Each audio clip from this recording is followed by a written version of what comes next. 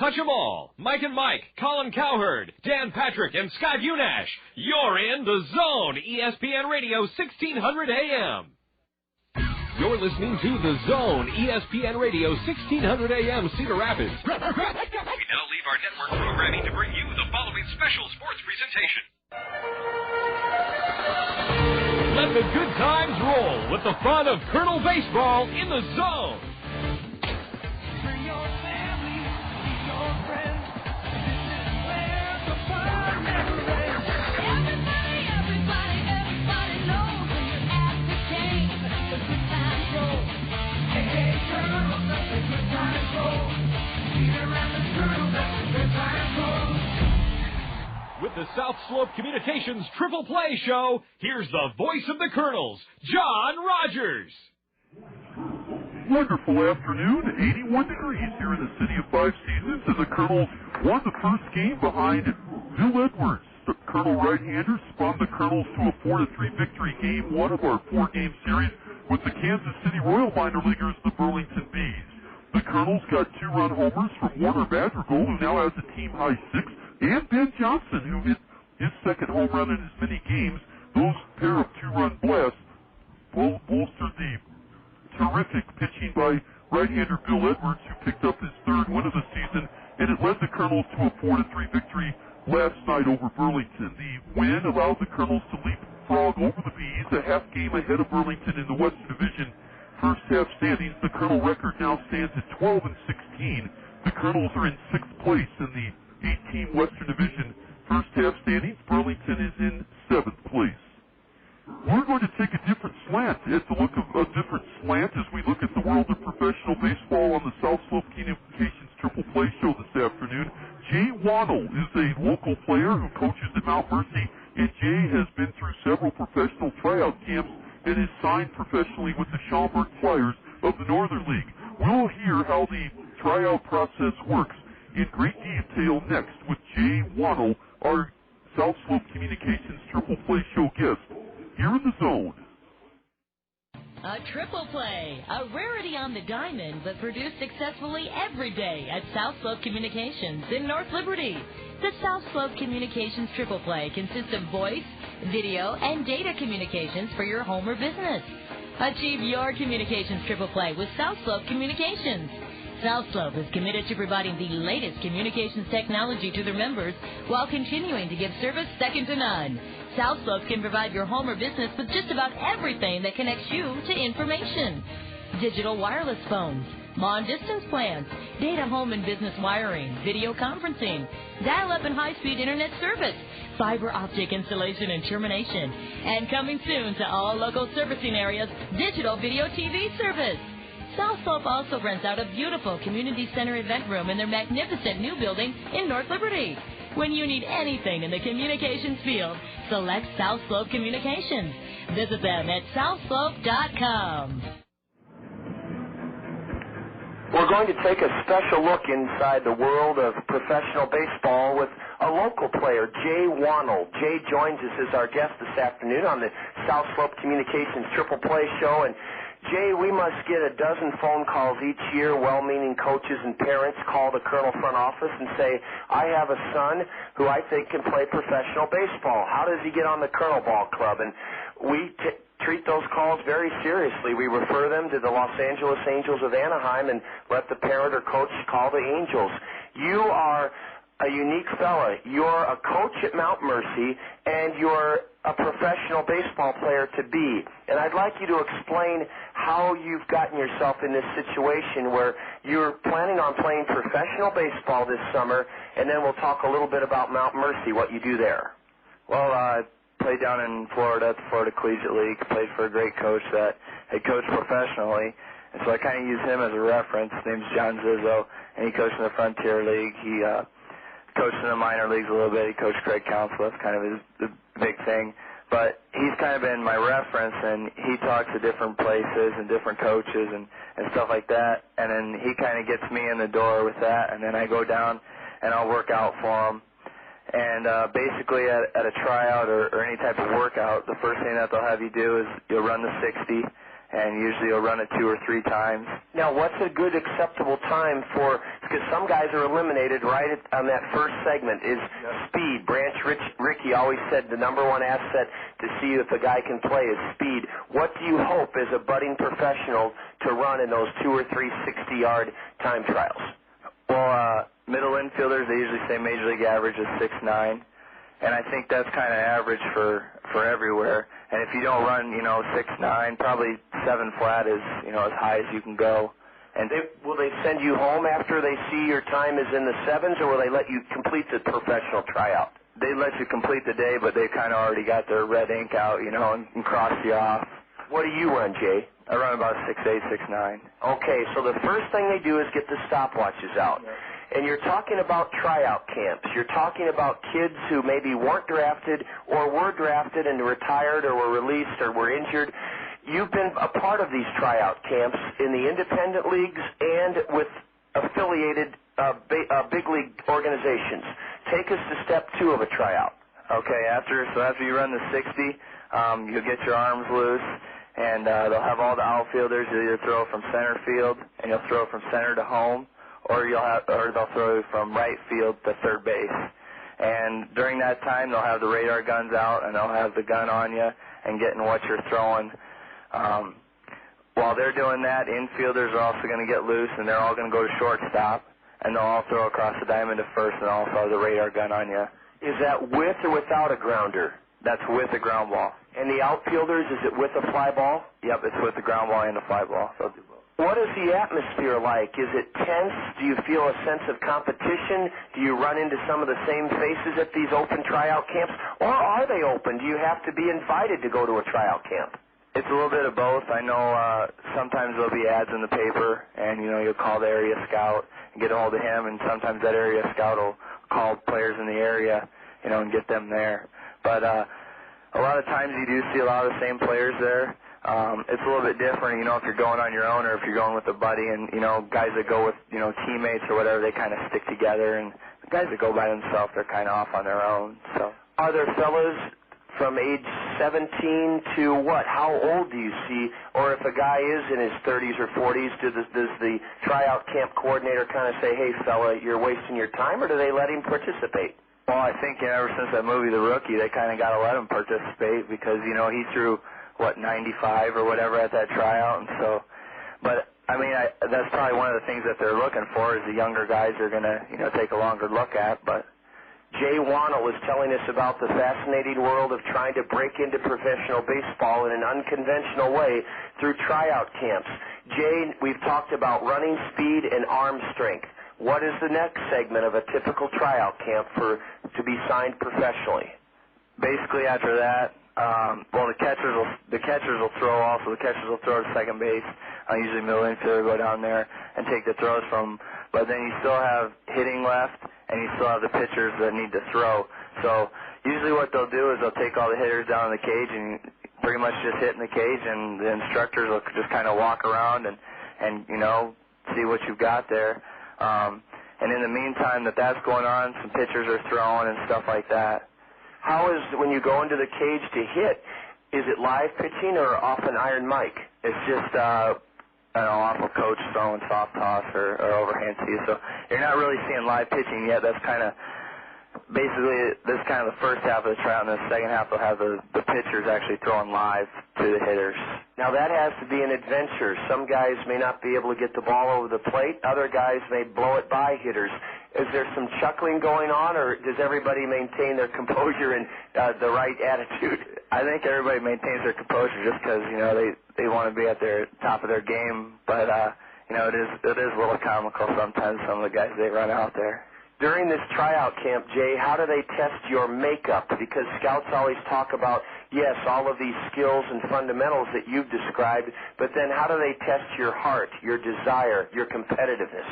And that's one thing I don't really think they can at these things. They could see if, you're hitting off a live pitching and you strike out or whatever, you throw your helmet or, you throw your bat, something like that it'd stick out, or you make an error or, whatever that may be. But they really can't see, over the course of, 50 games or whatever, what your makeup's like over the season and different things like that. So Jay Wannell is our guest this afternoon on the South Slope Communications Triple Play Show. He's taken us through a process that he obviously is speaking from experience that he's gone through a number of times, and that is trying out to play professional baseball. We'll continue with Jay here in just a moment. This is Colonel Baseball in the Zone. Hometown Restyling. For all your remodeling needs, satisfaction is guaranteed. Hometown Restyling specializes in all of your home's interior, exterior needs. Come and visit one of our showrooms, one in Hiawatha, one in Coralville, and see the possibilities. Windows, siding, sunrooms. Please call 378-1221. Hometown Restyling. There's no place like home. People say that I can't decide things. They are so wrong, but I could be wrong about that. A U.S. Bank check card with checking that pays gives you a choice of rewards, like cash, points for merchandise and gift certificates, World Perks miles, or even sweepstakes entries. Easy decision. I'll take the cash. No, it's a sweep. Sign up at your local U.S. Bank or call 1-800-720-BANK. I've made up my mind to put off my decision. That is final. U.S. Bank. No, wait. See banker for complete details. Member FDIC.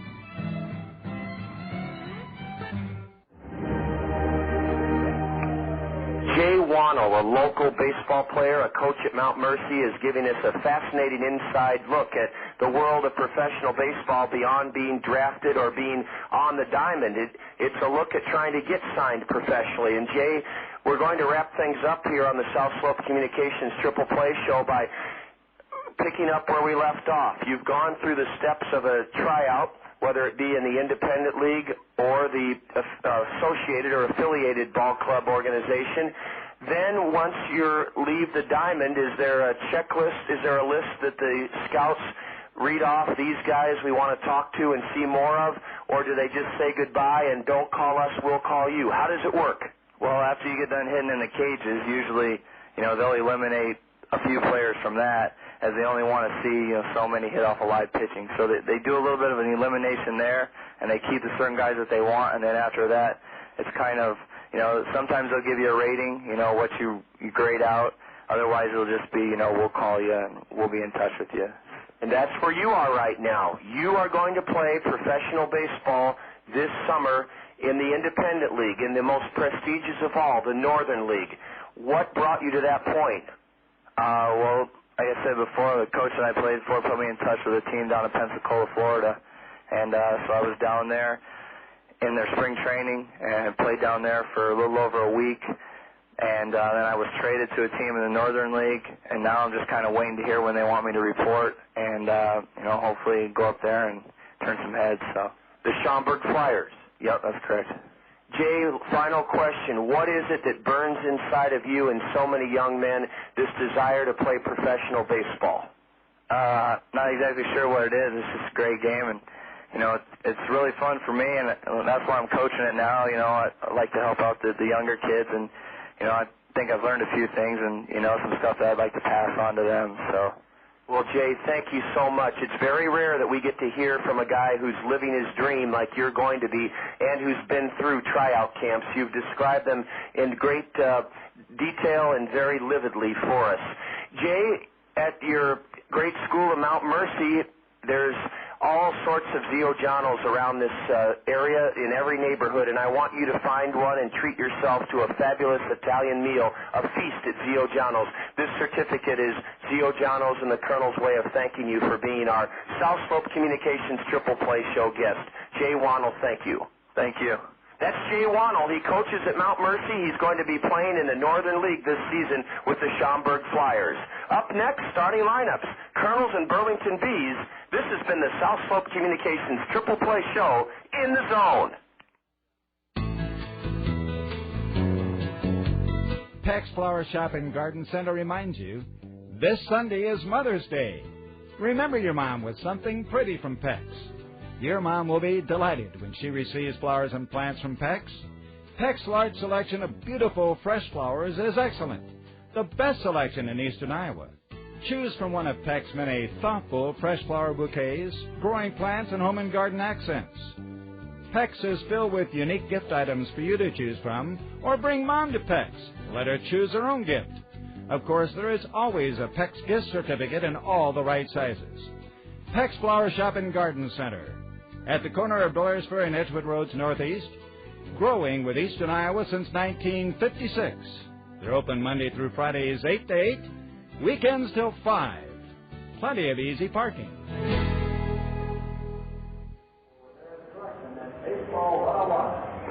Our warmest game of the year, 81 degrees here in Cedar Rapids, Veterans Memorial Stadium, and we're set to bring you the second game of a four-game set between our homestanding Kernels, the Class A Midwest League affiliate of the the Los Angeles Angels, and the Burlington Bees. They're the Class A Midwest League affiliate of the Kansas City Royals. The Kernels edged the Bees last night 4-3. We've beaten Burlington 3 out of 4 times this season, and our record in the first half is up now to 12-16. Let's set the starting lineups for Game 2 of our series with Burlington. They're skippered by Jim Gabella. He's in his second year at the helm with the Bees, and Gabella began his coaching career at the college level at Broward Community College in Fort Lauderdale, Florida, and he's also served as an area scout with Cleveland and the Montreal Expos. Leading off for the Bees, Irving Falu, the second baseman, a switch hitter. Geraldo Valentin will bat second. He's in right field for Burlington. Hitting third and playing third base is Mario Lasone. Lasone at third bats third. The cleanup man didn't play in last night's series opener, first baseman Rusty Brown. Alan Moy will bat fifth. He's in center field. Out of Dartmouth College, Ed Lucas, the shortstop. He'll hit sixth for Burlington. Batting seventh is Eddie Solis, the designated hitter. Solis didn't play last night. Darwinson Salazar in left field will hit eighth. He's playing for the first time in this series. And the catcher for the second straight evening is Derek Norman. Norman will bat ninth. On the hill is a 19-year-old right-hander from Mexico, Luis Cota. Cota, C-O-T-A, 0-2 on the year in 5 starts, but a terrific ERA, 2.84. Luis Cota, a 10th-round pick of Kansas City in 2003 out of South Mountain Community College in Arizona, a native of Mexico. That's the B starting lineup. Allen Motor Company, proud to present the Allen Motor Company Kernel starting lineup. There are 2 PT Cruiser convertibles left at Allen's. Make no payments until the end of the summer. Get a 2005 PT Cruiser convertible now at Allen Motor Company and make no payments until the end of summer. Allen Motor Company, I-380 and Boyson Road, exit 25 in Hiawatha. They're open until 9 o'clock on Monday evening. The Allen Motor Company Kernel starting lineup has Sean Rodriguez in center leading off. Batting second, a left-handed hitting batter, is Nate Sutton. He's at second base. The designated hitter is Drew Toussaint, and he'll bat third. Aaron Peel's in left field this evening. He'll bat cleanup. Hitting fifth and right, Warner Madrigal, who has a team-high 6 home runs.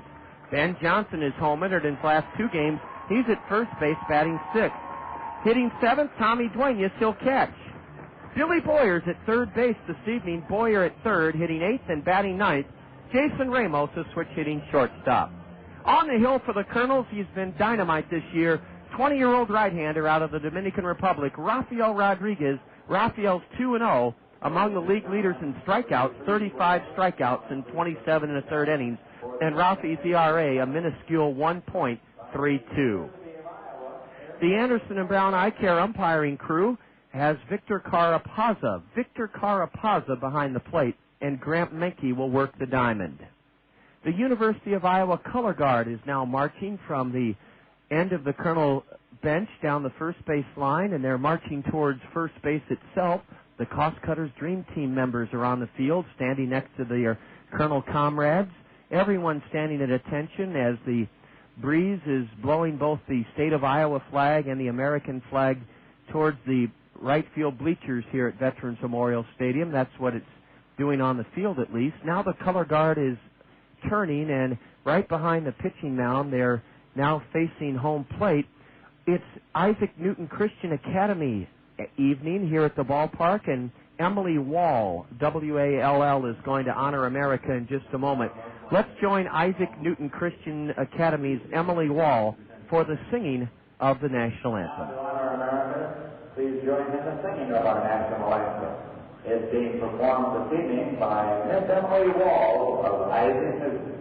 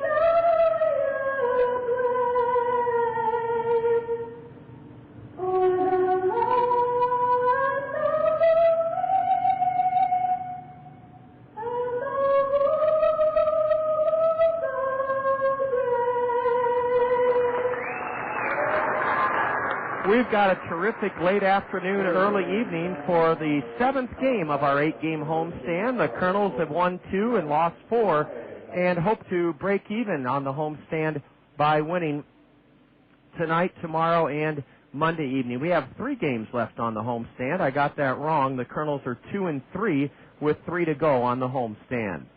We'll enjoy bringing you the action here from Veterans Memorial Stadium in just a moment. Bob Brooks will be with us a little bit later this evening. Kernels and Bees next. This is Kernel Baseball in the Zone. A triple play, a rarity on the diamond, but produced successfully every day at South Slope Communications in North Liberty. The South Slope Communications triple play consists of voice, video, and data communications for your home or business. Achieve your communications triple play with South Slope Communications. South Slope is committed to providing the latest communications technology to their members while continuing to give service second to none. South Slope can provide your home or business with just about everything that connects you to information. Digital wireless phones, long-distance plans, data home and business wiring, video conferencing, dial-up and high-speed internet service, fiber optic installation and termination, and coming soon to all local servicing areas, digital video TV service. South Slope also rents out a beautiful community center event room in their magnificent new building in North Liberty. When you need anything in the communications field, select South Slope Communications. Visit them at southslope.com. Rafael Rodriguez, 20-year-old Kernels Dominican right-hander in his 3rd year with the Kernels, but still only 20 years old, and he's made a lot of progress and is striding towards a promotion in the Los Angeles Angel organization. Rafael pitched Monday in the home opener of this 8-game homestand.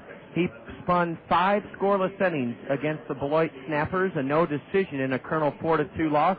5 innings pitched by Rafi, no runs, 5 hits, 8 strikeouts, and he walked 2. Rafael Rodriguez, with the sun shining brightly, is going to face switch hitter Irving Falu, then Geraldo Valentin and Mario Lasone here in the top of the 1st inning. Temperature standing at 80 degrees. And before we get underway with Irving Falu's at bat, State Farm Insurance agents Gary Schubat, Dale Thompson, Al Shetler, and Lanny Peterson proud to bring us our first look at the State Farm Major League scoreboard. Let's start at Busch Stadium, where this afternoon the Padres continue their mastery over the Redbirds. San Diego edged the Cardinals 5-4 in St. Louis this afternoon. At Great America Ballpark, the Reds dismantled the Dodgers 11-3 Cincinnati. And this afternoon at Wrigley Field, the Phillies keep the Cubs reeling, Philadelphia 4 and the Cubs 1. They're in the bottom of the 4th inning in San Francisco, where the Washington Nationals lead the Giants 7-4. In the American League this afternoon, the Yankees in the Bronx blanked Oakland 5-0. It was the White Sox continuing their torrid pace, as in a slugfest they outlasted the Blue Jays 10-7. And it was Baltimore at Camden Yards. They're in the bottom of the 5th, and the Orioles lead the Royals 1-0. everything else this evening on the State Farm Major League scoreboard. We're ready to go on this lovely late Saturday afternoon. Irving Falu, who was 1 for 4 last night. He singled, stole second, and scored an unearned run in the first inning. And the first pitch from Rodriguez is low, ball 1 to Irving Falu. Irving is from Puerto Rico, and he went to Indian Hills Community College in Centerville, Iowa. Cousin of former Cardinal infielder Luis Alicea. And ball 2 is high and away from Rafael Rodriguez, the Kernel right-hander who struck out 35 batters in 27 and a third innings. A light breeze blowing from the first base line out towards left center as a strike is called by Victor Carapaza to Irving Falu. He's batting .232. No home runs, 1 RBI for the switch hitter. Falu. Rodriguez delivers. Low, ball 3. Rafael does not thrust his hands and arms over his head in a typical full wind-up delivery motion. He starts with his hands right in front of his face, then brings them down to his belt and up to his letters, and there's strike 2. Falu has run the count full. Aaron Peel's in left this afternoon with Sean Rodriguez in center, Warren Madrigal in right. Payoff offering. Ground ball sharply off the leg of Rodriguez. Rafael knocks it down, then throws it away, and Falu will go to second, maybe to third. Ben Johnson picks it up in the Kernel bullpen at the base of the mound. Rafael Rodriguez had a hard ground ball ricochet off his ankle. He had plenty of time then to pick it up and throw to first, but when he threw to first, he threw it to the right field side of the bag beyond the reach of Ben Johnson. Ben appeared to get a glove on it, but not enough to slow it down. It went all the way into the Kernel right field bullpen, and Falu is aboard on a 2-base error committed by the Kernel pitcher. The Kernels have now made 51 errors in 29 games. There should be 1 out and nobody on, but there's a man at second with nobody out for Geraldo Valentin, and ball 1 is low. Geraldo drove in a run in the first last night with a ground ball out, chasing home Irving Falu from third. Falu's at second now, and Tommy Duenas out to the mound to talk it over with his right-hander, Rafael Rodriguez. The Kernels are wearing their all-red caps here this afternoon. White uniforms with big block letters on the front in red, trimmed in black, that say Kernels. Geraldo Valentin hitting .322, a homer, 10 RBIs, backs away from a pitch high and in, ball 2. Well, we shouldn't be too upset about Falu being at second. He really wrapped one hard right back to the box. It glanced off the lower leg of Rafael Rodriguez. Rafael recovered on the side of the slope, but then threw it away. Now he almost hits the batter, ball 3. Wow. Geraldo Valentin had to lean back quickly to avoid being struck by that high fastball. 3-0 now to the hitter. Burlington's hitting .237 as a team. That's tied for 13th with the Kernels in the 14-team Midwest League. A strike is in as Valentin was taking all the way on 3-0. Rafael Rodriguez pitching to this hitter from Puerto Rico who went to Southern Arkansas.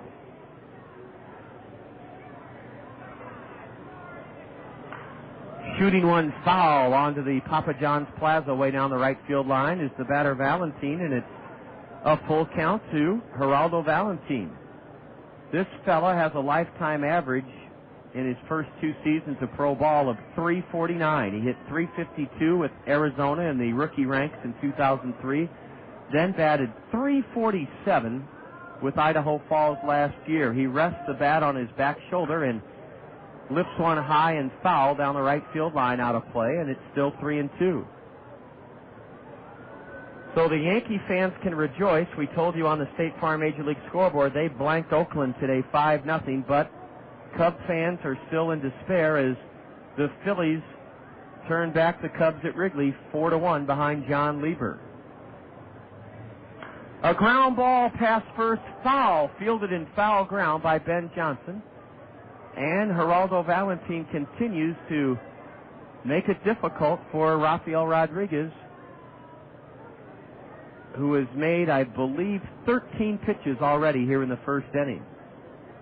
And the reason we mention that, Bob commented on it last night, everything in the modern day professional baseball revolves around pitch counts. Another foul to the on-deck hitter for the Bees, Mario Lasone. And that's 4 3-2 pitches that Valentin has put in play, but foul, or gotten a piece of foul. Burlington's in gray road uniforms with royal blue hats, royal blue batting helmets, royal blue numbers trimmed in white. Rafael Rodriguez is set. Another 3-2, and another little squirter foul. 5 3-2 pitches have been fouled off by right-handed hitting Geraldo Valentin, Valentin. The White Sox won again today, 10-7 at Skydome over the Blue Jays. John Garland is 6-0 for the White Sox. A 6-3-2 offering. A little looper to second, and Nate Sutton takes 2 steps back and reaches high and snares it. Nate Sutton, the second baseman, had to backpedal 2 steps to reach up and snare that one.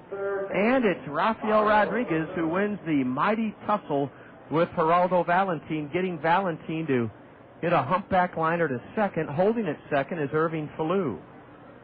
Well, credit Rafael Rodriguez for not giving in. He had to make 6 3-2 pitches for strikes, and he did before he finally got Mario Lasone.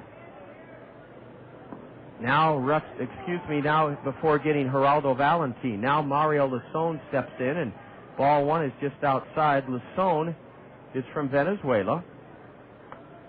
Last night he singled with 2 out in the 8th inning and stole second. That was off of reliever Frederick Deloizaga Carney. And Uncle Charlie is just upstairs, and it's 2-0 to the right-handed slugger Mario Lasone. He leads Burlington with 13 runs driven in. He's batting .264 with a couple of home runs. Frederick Deloizaga Carney earned his 5th save of the year last night for the Kernels. Pounding one foul off the railing of the third base B dugout is the batter Lasone. It skips back into play where third baseman Billy Boyer tosses it back towards the B dugout. Sunshine, terrific conditions for baseball, and we have guests this evening in our Westdale Mall 96.5, mixed 96.5 FM home run hot tub in left field. It's brought to us by Whirling Waters. Ball 3 low and in. It looks like our Westdale Mall mixed 96.5 FM home run hot tub guests have just arrived. And thanks to Whirling Waters, they'll enjoy the best of comfort right above the left field wall, extending off the Randy Keel Confidence Picnic Pavilion.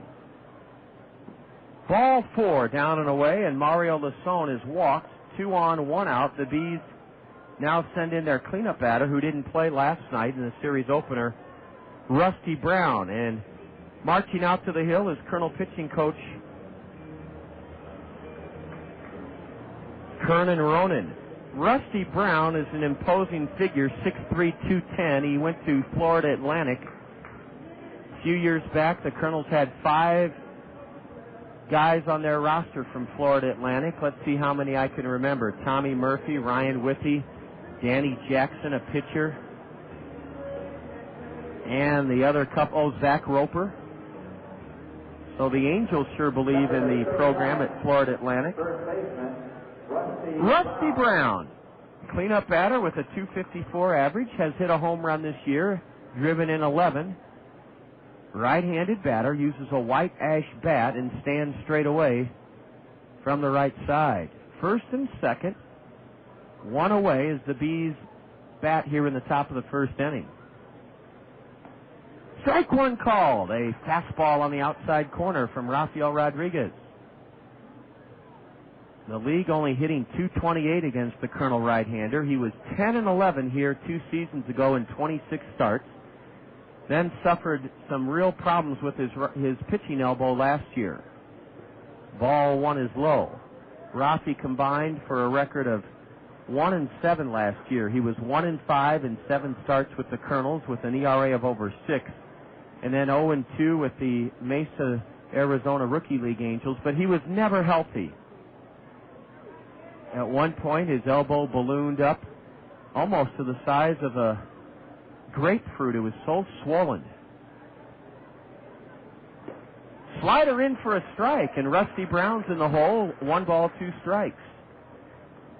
Big group out on the Randy Keel Confidence Picnic Pavilion that wraps around the left field foul pole. It's 4 tiers high. Big groups, I should say, from Mercy Medical Center. Their maintenance crew is there. So are Cedar Rapids firefighters. And great folks from Commercial Federal Bank are out on the Randy Keel Confidence Picnic Pavilion down the left field line this evening. It's 315 feet down the left field line. Falu at second. Lasone at first for the Bees. Rafael ahead of the batter. The runner from third goes, and a swing and a foul.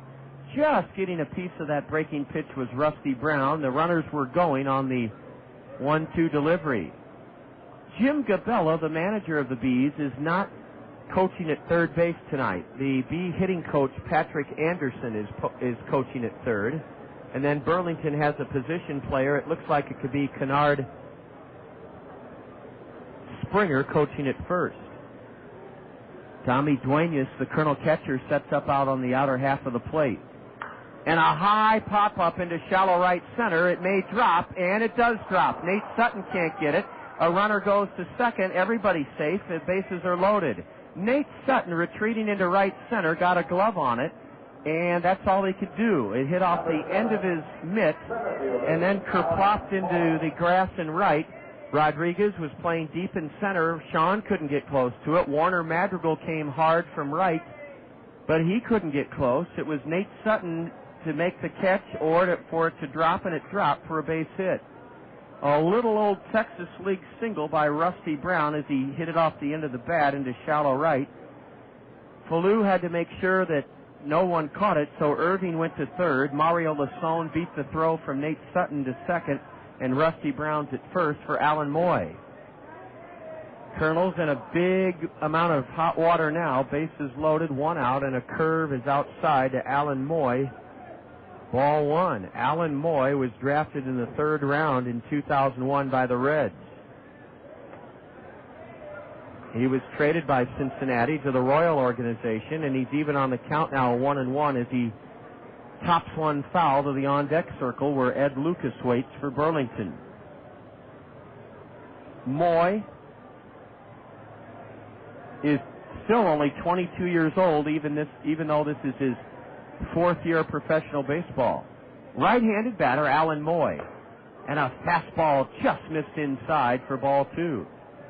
Moy doubled off leading off the second last night, and he scored in the second inning to put Burlington ahead 2-0. The Kernels came back to tie it, though, in the bottom of the 4th inning on a 2-run homer by Madrigal.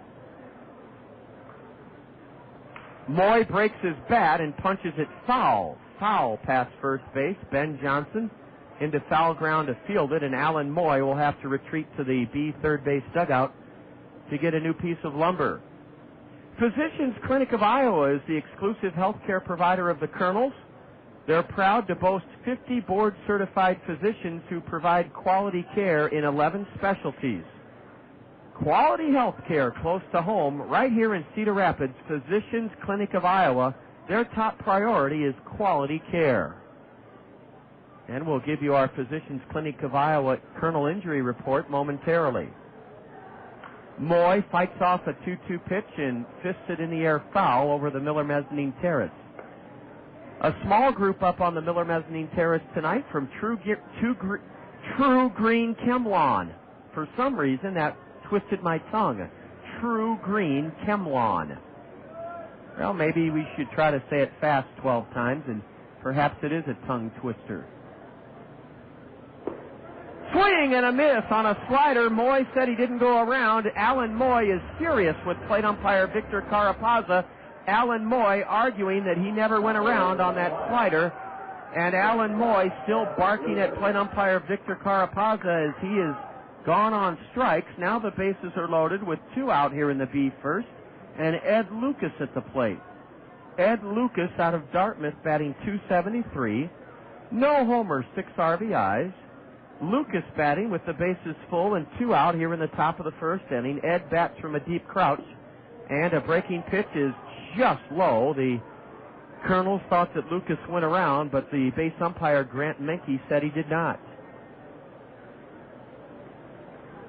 Physicians Clinic of Iowa injury report. Freddie Sandoval and Richard Giannotti still sidelined with wrist and shoulder injuries.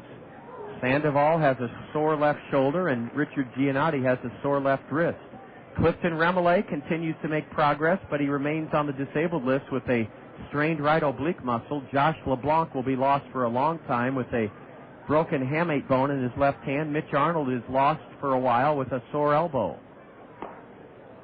A 1-1 pitch is inside to Ed Lucas. Ed was the Ivy League Player of the Year for Dartmouth last season. He was a Kansas City 8th-round pick.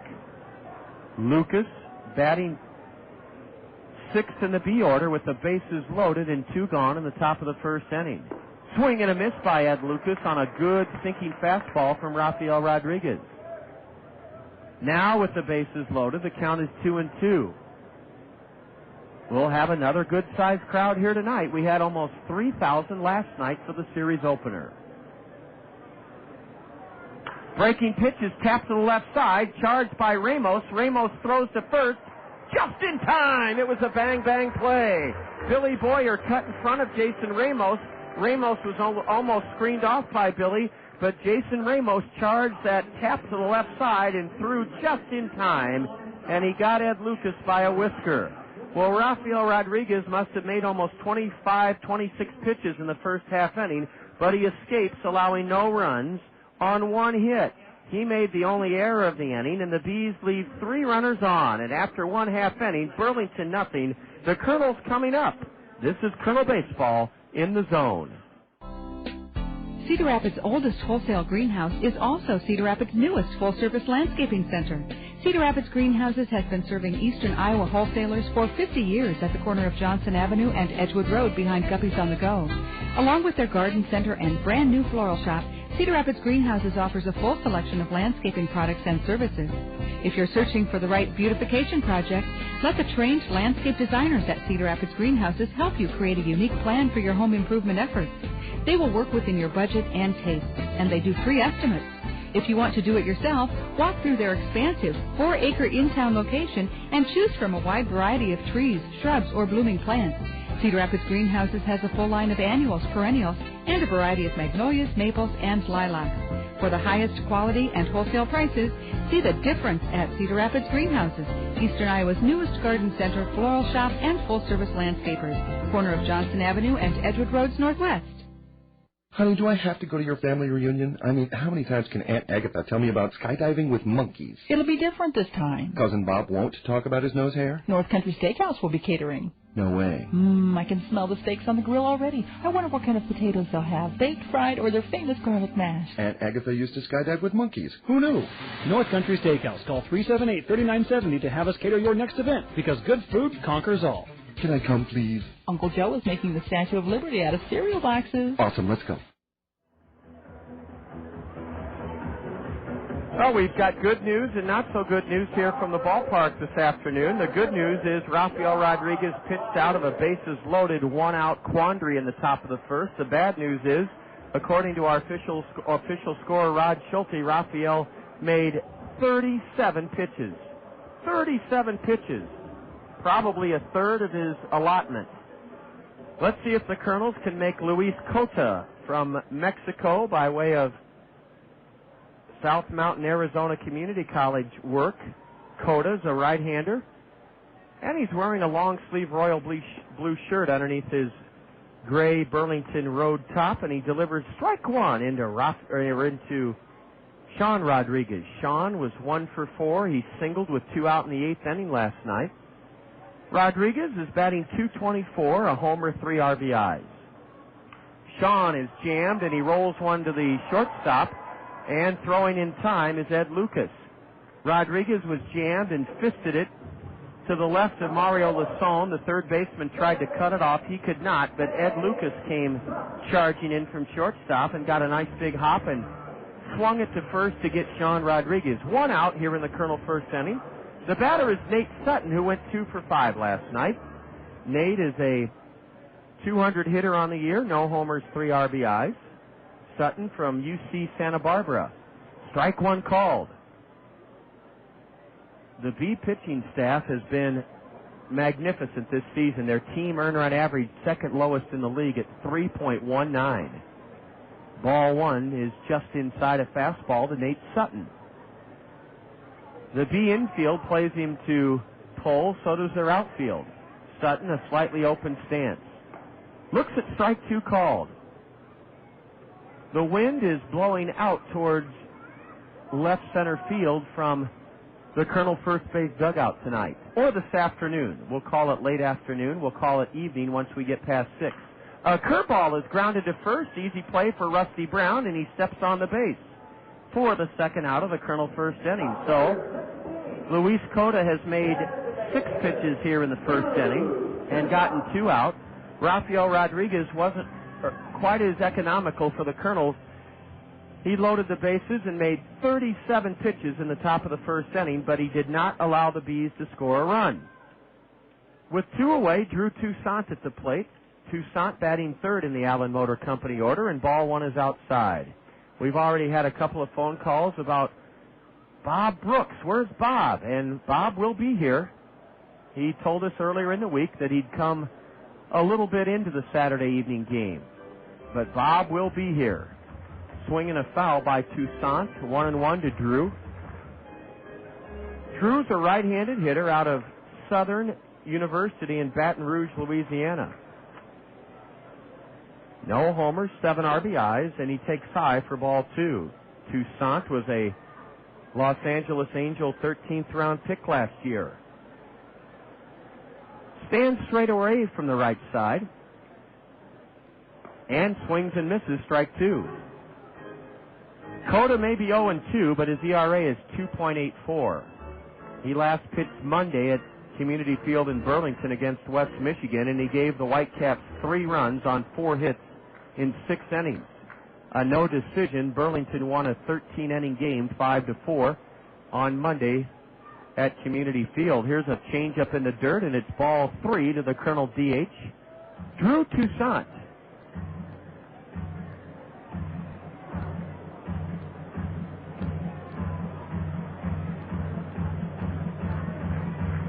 No score. We're in the bottom of the first inning. This is the 14th Kernel home game of the season. We've only managed to win 4 of the first 13. Ball 4 is high and inside, and Cota lost Drew Toussaint, even though he was ahead of him, 1 ball, 2 strikes. Aaron Peel, the cleanup batter, is in left field tonight. Peel has his average on the rise, 275. In fact, Aaron is 5 for his last 12 over the last 3 home games. Peel with 3 homers, 10 RBIs. Drew Toussaint has a big lead at first. He's not going, and Peel wraps one foul right into the backstop, strike 1. It's 400 feet to dead center field here at Veterans Memorial Stadium. An 8-foot-high, dark green padded wall. 378 to the left center field power alley. 390 to the corner of the gigantic scoreboard in right center. Ball 1 drifts outside to Aaron Peel. Aaron's 22 years old, was drafted in 2002 by the Angels in the 11th round out of the high school ranks of Texas. So this is Aaron Peel's 4th year of professional baseball. Hit .216 in 62 games as a Kernel last year with 9 home runs in 62 games. Toussaint drew a throw, and Drew got back into first safely.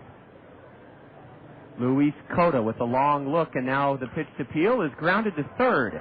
Vacuuming it up is Mario Lasone, and he throws to second to force Drew Toussaint. Aaron Peel pulled it on the ground of the third baseman, and the force at second went 5-4, third to second. In the first, no runs for the Kernels, no hits, a 2-out walk. There were no Burlington errors, and the Kernels leave a runner on. We go to the top of the second on this lovely Saturday afternoon with the Kernels and Bees scoreless. This is Kernel Baseball in the zone. When we met, it's forget, we would never forget the Ojanos. Now it's where mi amore and I dine in. We carry out the lunch and the dinner all the time for lasagna, ravioli, mandacati, cannelloni, tortellini, or try their delicious salads and sub sandwiches too. The Ojanos is the hometown taste of Italy. For your next meal with friends and a family, remember the Ojanos with 5 convenient locations for the pasta that makes you sing.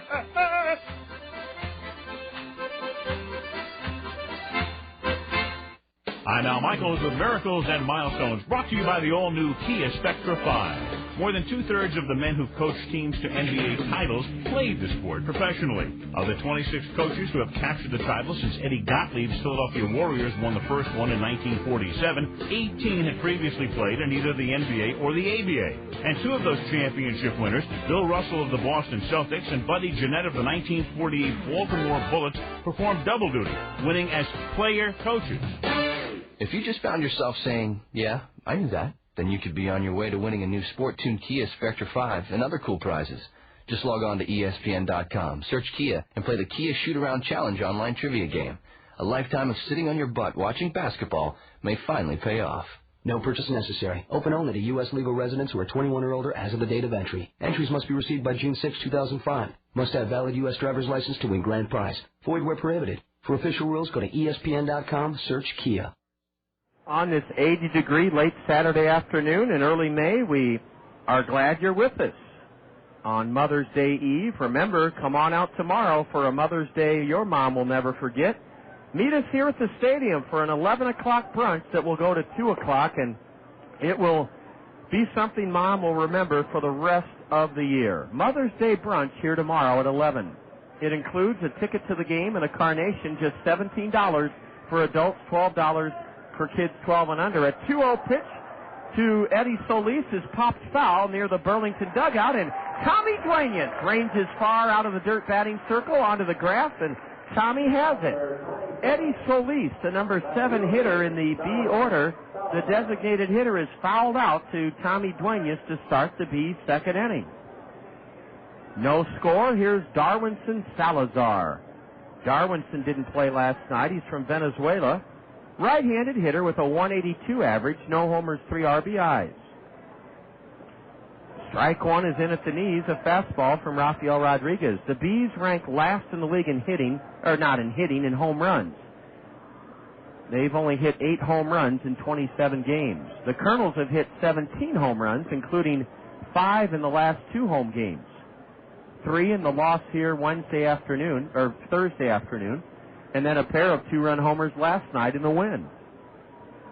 Salazar takes low for ball 1.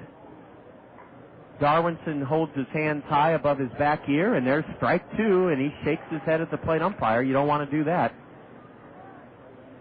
Outfield plays Darwinson Salazar straight away. Peel in left, Sean Rodriguez in center, Warren Madrigal in right. Tough Sunfield for Madrigal in right field. Here's a pitch grounded to short, and it's gobbled up by Jason Ramos, who throws in time to get Darwinson Salazar. 2 gone in the B second inning. Number 15. Rafael Rodriguez really sputtered in the first inning. Committed an error, loaded the bases, but got out of it even though he had to make 37 pitches. Now he'll face Derek Norman. Norman from Knoxville, Tennessee, went to Furman University. He led off the 6th inning last night with a double off of Bill Edwards, who pitched brilliantly in a Kernel win. A change-up is low and away. Ball 1 to Derek Norman. Norman's played sparingly for Burlington. This is his 6th game, and the Bees have played 20. This is their 28th game, and this fella Norman playing in his 6th. Breaking pitch high, ball 2 to Derek Norman. No homers, 1 RBI for Norman, batting .227. He's 5'11". He wears a pair of white batting gloves and uses a black lacquer bat. Now time is called by the plate umpire as the wind blew open a wagon gate down the right field line in foul ground. Warner Madrigal has to go over and with the aid of Jesse Rader and his grounds crew, close that wagon gate door shut. The fans sitting in the Papa John's Plaza, the aluminum back bleachers, are being drenched with warm sunshine on this gorgeous Saturday afternoon. Ann and Eric Kern are here, and Ann and Eric are chomping on some great ballpark popcorn. Sitting in their first row seats next to the Colonel dugout, swing and a miss by the batter, Derek Norman. Ann was kind enough to take our equipment manager, Rhodey, to breakfast this morning. Or maybe it was yesterday morning. Yeah, it was yesterday. A chopper to the left side, and it's booted by the shortstop, Ramos. I don't know if we'd have gotten Derek Norman, but let's don't be too hard on Jason Ramos. He was screened off by Billy Boyer. Boyer dove to his left. Ramos had to go deep in the hole at short. And even if Ramos had fielded it cleanly, I doubt if he would have gotten Derek Norman. I agree with our official scorer, Rod Schulte.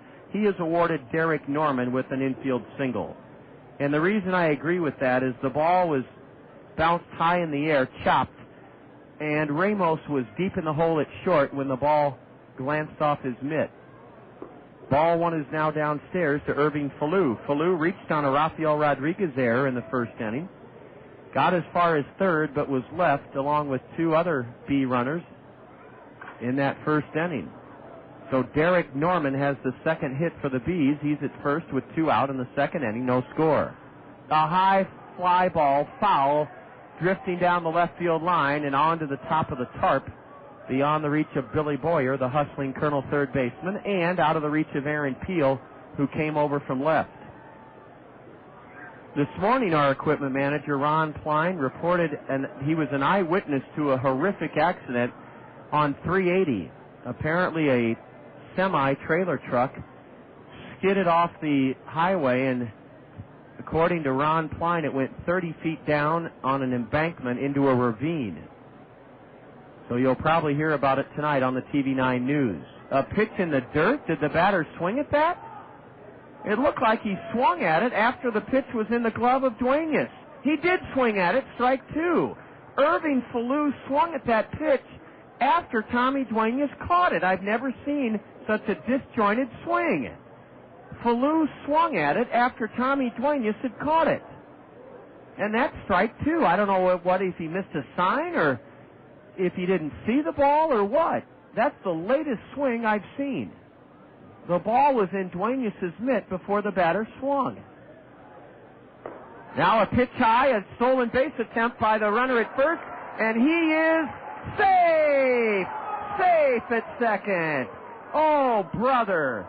Jason Ramos, the shortstop, dropped the throw from Duenas. They should have had Derek Norman, and they're going to rule it a stolen base. They could have charged Ramos with an error, but in Jason's defense again, the throw was a bit high, and Norman didn't take off until the ball was halfway back to the mound, and Duenas, well, actually, he didn't leave till Duenas had caught the ball. Now a bouncer to short. Ramos unloads to first, and we're out of the inning. Irving Falu chops out to short to end another B threat here in the second. No runs for Burlington, an infield hit, a stolen base, no Colonel errors, and Burlington leaves another runner. They've now left four runners in their first two at-bats. The Colonels come to bat in the home half of the second. No score with the Bees. You're enjoying Colonel baseball in the zone. Does this sound familiar? Let the dog out. Start the coffee. Hop in the shower. Ask yourself why you stayed up so late. Again. Look for that clean shirt. Get dressed. Make sure your socks match. Take a couple aspirin. Pick up the Gazette. Read In the Know for a quick look at the top local and national news. Look at your watch. Chug your coffee. Grab the Gazette as you run out the door. Hey, join the club. That's how a lot of us live today. Two speeds. Fast and way too fast. Fortunately, the Gazette's ready when you are. At home or at work, during breakfast, or with lunch in the park. Get the news, sports, and entertaining information you need to keep pace. You want to know what's happening? Check out the Gazette every Thursday to know where to go. From live music to movies to great deals on drinks and meals, the Gazette Weekend section is your place to go. The Gazette. Now you know. North Country Steakhouse will open early on Sunday, May 8th. So whether you're planning a big family get-together for Mother's Day or a graduation party, call us today and make your reservations. Treat that special person to North Country's delicious steak, seafood, and chicken and all the fixins. We'll be open at 11 a.m. so you can start celebrating early. That's North Country Steakhouse, home of the best steaks around. Make your reservations now for your May 8th celebrations. North Country Steakhouse on Blair's Ferry Road in Cedar Rapids. Rafael Rodriguez has worked out of trouble in both the first and second innings. We go to the home half of the second, and the Kernels will face Luis Cota for the second time this evening. Cota surrendered a two-out walk to Drew Toussaint in the first, but pitched around it. We have a scoring change from the B top of the second inning. Take a stolen base away from catcher Derek Norman and charge Colonel shortstop Jason Ramos with an error. He dropped a throw by Tommy Duenas at second that allowed Norman to make it to second, so the Kernels have committed 2 errors in the first 2 innings this evening. Warner Madrigal has a team-high 6 home runs. He's batting .235, and ball 1 is high from right-hander Luis Cota. The Kernel record at home 4-9. We're 8-7 on the road and 12-16 overall. 6 lengths behind division-leading Clinton. And the curveball to Madrigal hit him. Warner Madrigal, trying to spin out of the way of a curveball, was struck by the delivery, and that hit batsman is the first of the year by 19-year-old Mexican right-hander Luis Cota. Madrigal at first with nobody out has the go-ahead run. What a night for baseball. What a late afternoon we have. 80 degrees. Cota was 2-1 in 12 starts with a 5.81 ERA in his rookie year of pro ball. That was at Idaho Falls. Ben Johnson, a switch hitter batting left, takes a strike, a 94-mile-an-hour fastball, according to the Bank Iowa speed pitch indicator on the lower half or the lower plank of the big scoreboard in right center. The Kernel crest above the LED video board, the Rockwell Collins LED video board. Hammering one foul down the left field line onto the Randy Keel Confidence Picnic Pavilion as Johnson bends in the hole 0-2. Ben hitting .238. 2 homers. He's homered the last 2 games. His 2-run blast last night broke a 2-2 tie in the 6th inning, and it was a difference in the game in the Kernel 4-3 win. Ben walked his first 2 trips up last night. Now he steps out, and the catcher, Derek Norman, out to the base of the mound, puts his right arm over the shoulder of the hurler, Luis Cota. Norman is decked out in royal blue shin guards that have a bright shine to them, and then a royal blue chest protector. He also wears the old-style catcher's mask. That is, he doesn't wear the hockey goalie-like mask that so many catchers do nowadays. The outfield shades switch hitter Ben Johnson batting left to go the other way. A curve, and he does go the other way, and he spanks it foul past third. It hit the white chalk in front of the base and then skipped to the left of the base. No argument from Colonel skipper Bobby Magallanes.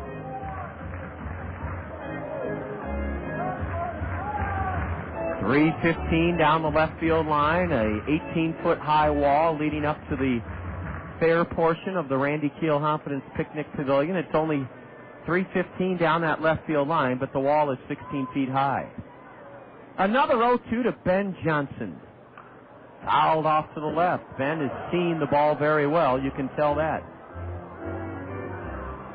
The gates open at 11 tomorrow for the Sunday Mother's Day brunch.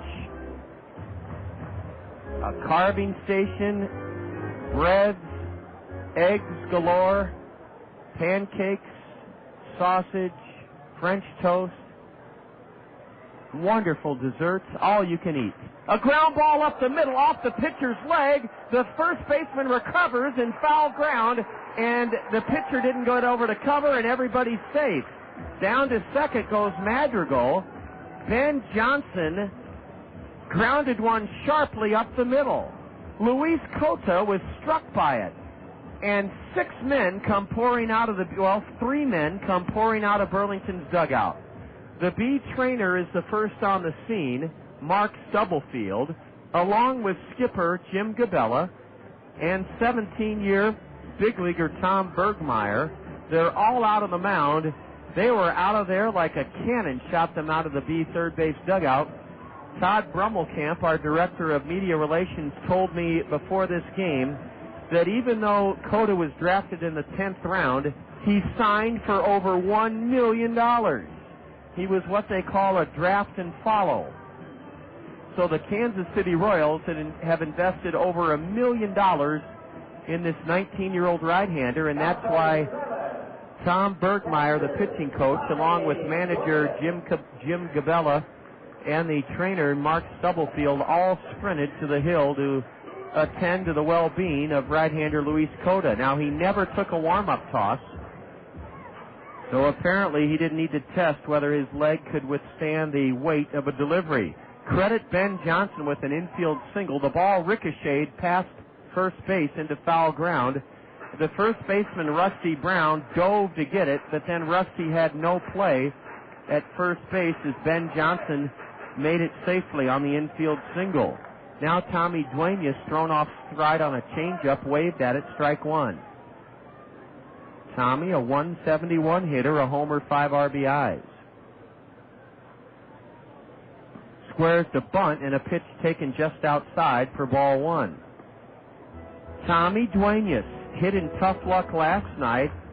He was robbed of a double, if not a triple, in the 8th inning on a sensational catch in left by Kennard Springer. Springer's not in the lineup this evening. It's Darwinson Salazar in left field for Burlington.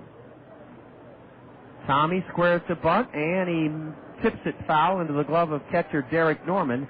Strike two on Tommy Duenas. Well, when you're in a bit of a rut like Tommy is, batting 171, sometimes it takes some pressure off you with men in scoring, or a man in scoring position, to be called upon to bunt. Unfortunately, Tommy is yet to be able to lay it down. Let's see if he's still bunting on this 1-2 count. Cota comes set at the letters. And the 1-2.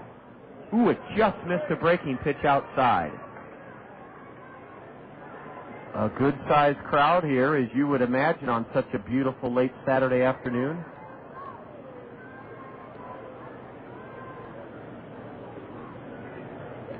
A hit batter and an infield single have the Kernels threatening to take the lead here in the bottom of the second inning. No score.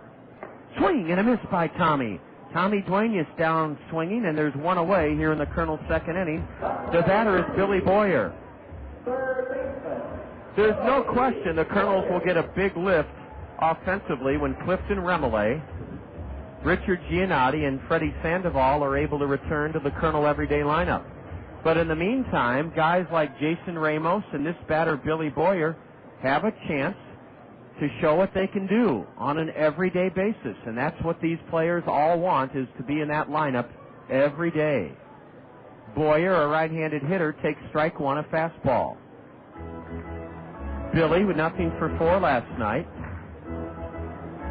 drove in 4 of the Kernel 8 runs in a big win here Wednesday night over Beloit, the only game the Kernels won in 4 against the Snappers. Billy with a pair of 2-run doubles. Strike 2 on the outside corner, and Billy Boyer's in the hole, nothing in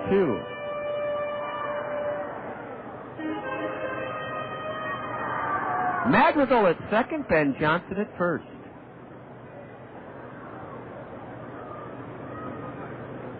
Outfield plays Boyer straight away. Billy just got a piece of one and smacks it foul off the mask of the umpire, Victor Carapaza.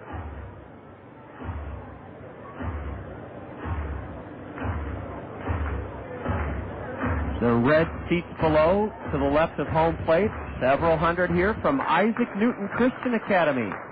Their principal, Dr. Mary Lehner, will join us in the 4th inning. 2 on, 1 out, no score, bottom of the second. Curve, and Billy Boyer taps it foul in front of the plate.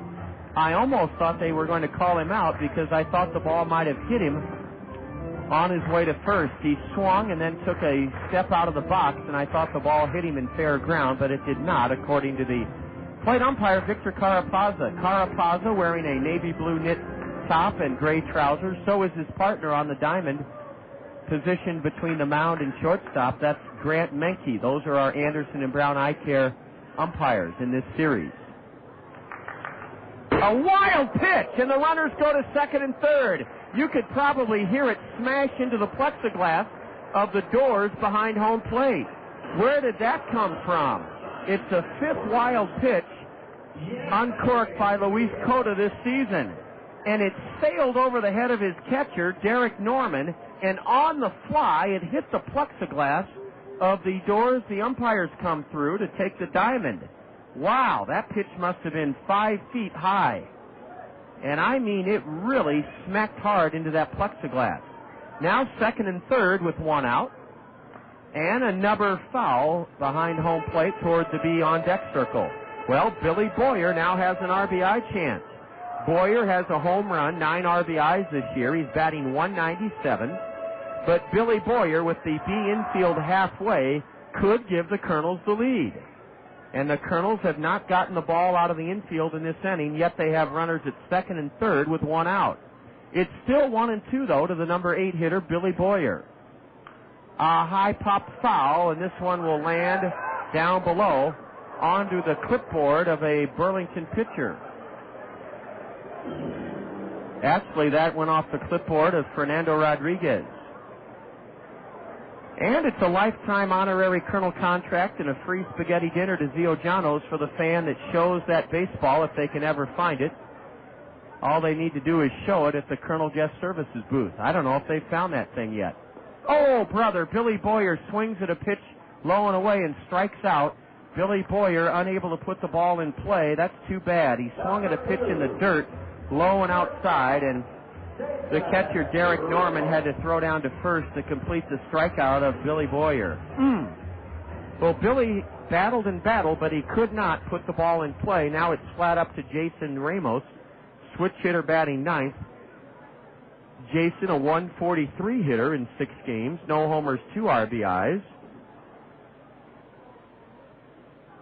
Jason, 1 for 4. He singled with 2 out in the 8th inning last night. Strike one, a 91-mile-an-hour fastball from right-hander Luis Cota. No score, bottom of the 2nd inning. Kernels with 2 men in scoring position. Madrigal at third and Ben Johnson at second for Jason Ramos. Swing and a miss on a high fastball.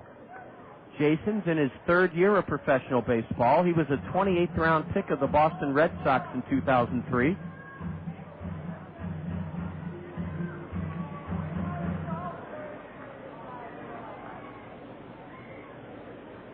Second and third, but an 0-2 count on the Kernel number 9 hitter. Will Cota come right after Ramos?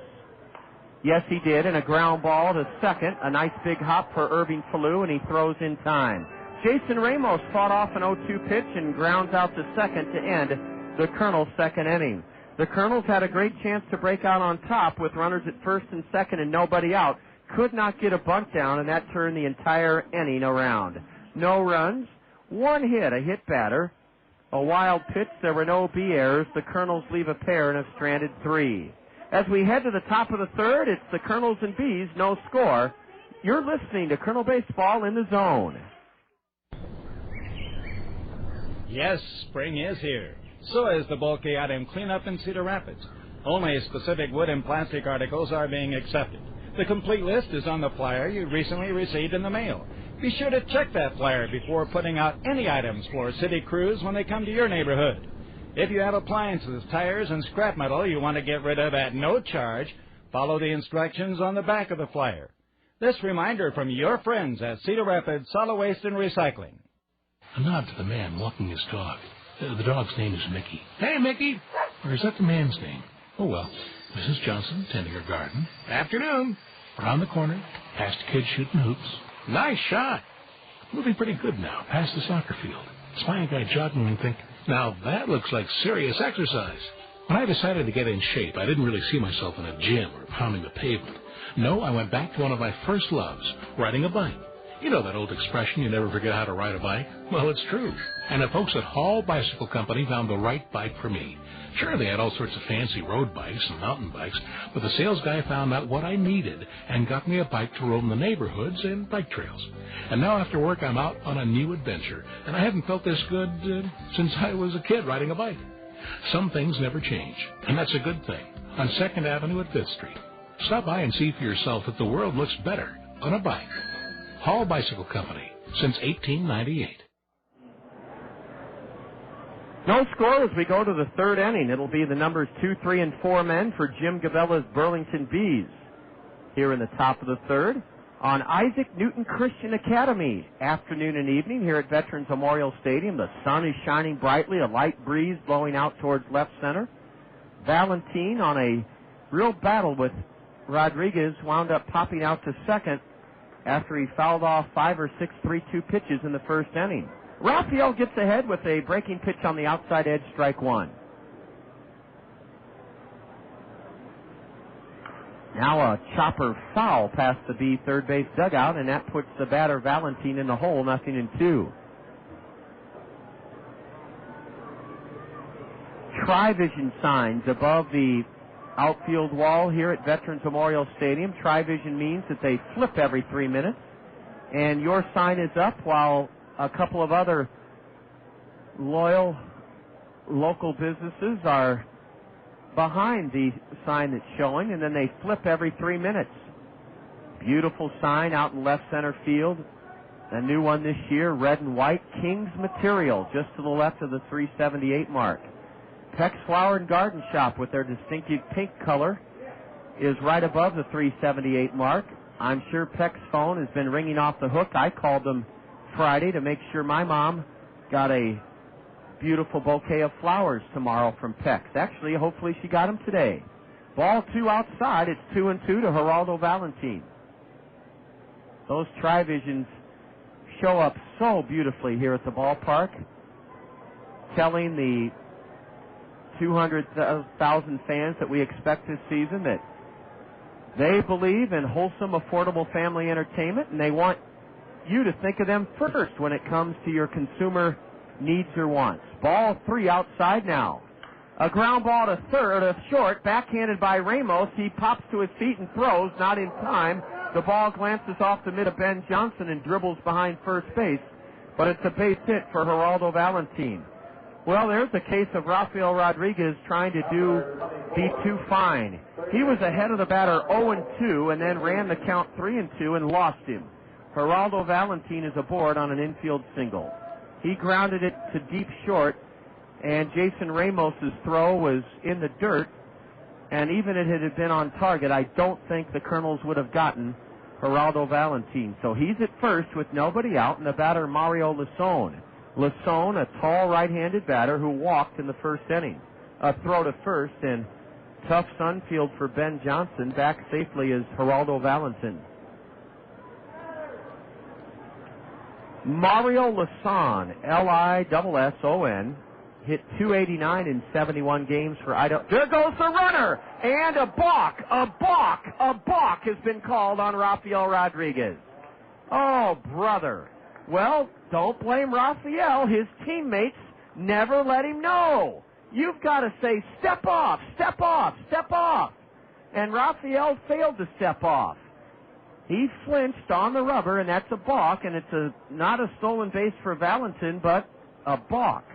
Ooh, you hate to give a base up that easily. Now here's a throw in behind the runner, and Rodriguez almost threw it into center field. Jason Ramos had to lean way over to his left to prevent a wild throw. Man, a guy starts running when the pitcher's on the rubber. You're supposed to know what to do. Step off the rubber and run right at the runner. But Rafael did neither. He forgot to step off the rubber, and then when he did, it was all over, a balk. Now a pitch low, ball 1 to the batter. So Rafael Rodriguez has not been sharp here in the early going. He's made a lot of pitches and has done too much nibbling, trying to be a little bit too fine with his pitches instead of coming right after the batters. Remember, the Bees are tied with the Kernels for the second lowest batting average in the league, 237, so you can't be too fine to them. Here's a high pop fly into shallow right. Nate Sutton is calling for it. Nate Sutton stays with it, and with that wind swirling, Nate Sutton tucks it away. Mario Lasson fails to get the runner from second to third. That's a fundamental mistake in execution by the Bees. And now it'll take a hit from either cleanup batter Rusty Brown or the on-deck hitter, Alan Moy, if the Bees are going to chase that runner home from second. Well, that time Rodriguez was assertive, and he bore a fastball right in on the hands of Mario Lasson, who lifted it weakly into shallow right, where Nate Sutton, the second baseman, called for it and caught it.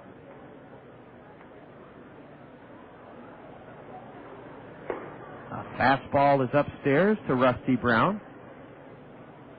Brown dumped a single into right center off the glove of Nate Sutton back in the first inning.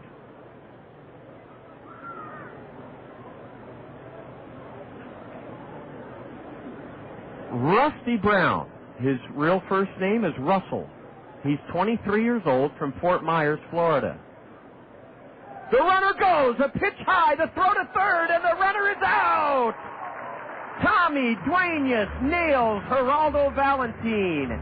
The caught stealing goes 2-5, and I mean Billy Boyer had the glove down with the ball in it.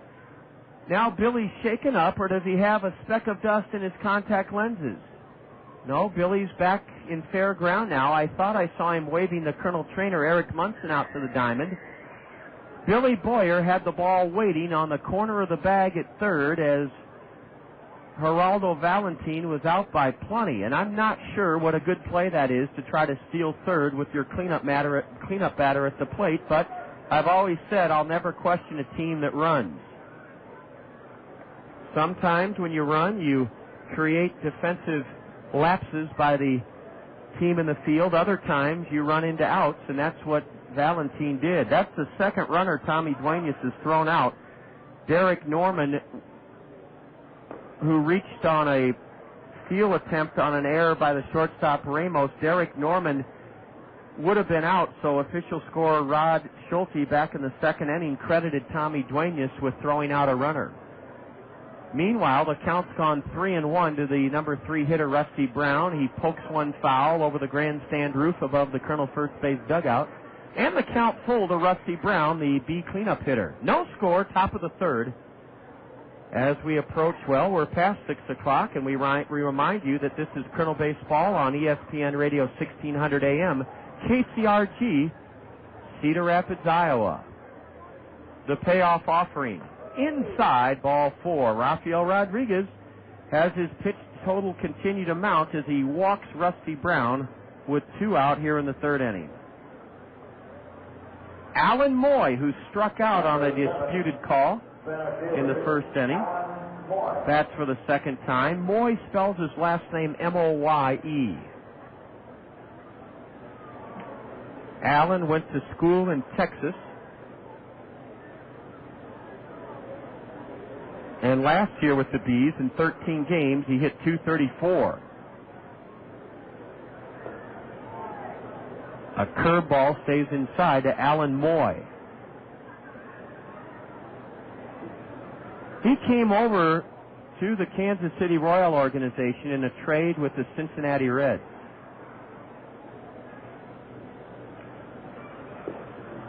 Ball 2 is downstairs. It's 2-0 to Alan Moy. The brunch tomorrow starts at 11. Mom will get a free carnation. Kids 12 and under, $12. Adults, $17 for the all-you-can-eat brunch, plus a ticket to the ball game. Swing and a miss on a 2-0 delivery. Rafael Rodriguez ran that fastball away from the right-handed batter.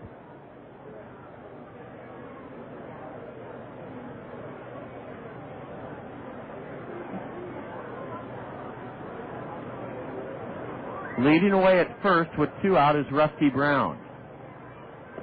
Moy checks his swing on a pitch down and in. Ooh, he went around according to the base umpire. I thought he checked his swing. They rule it a half swing, and that's a big call because it evens the count, 2 balls, 2 strikes.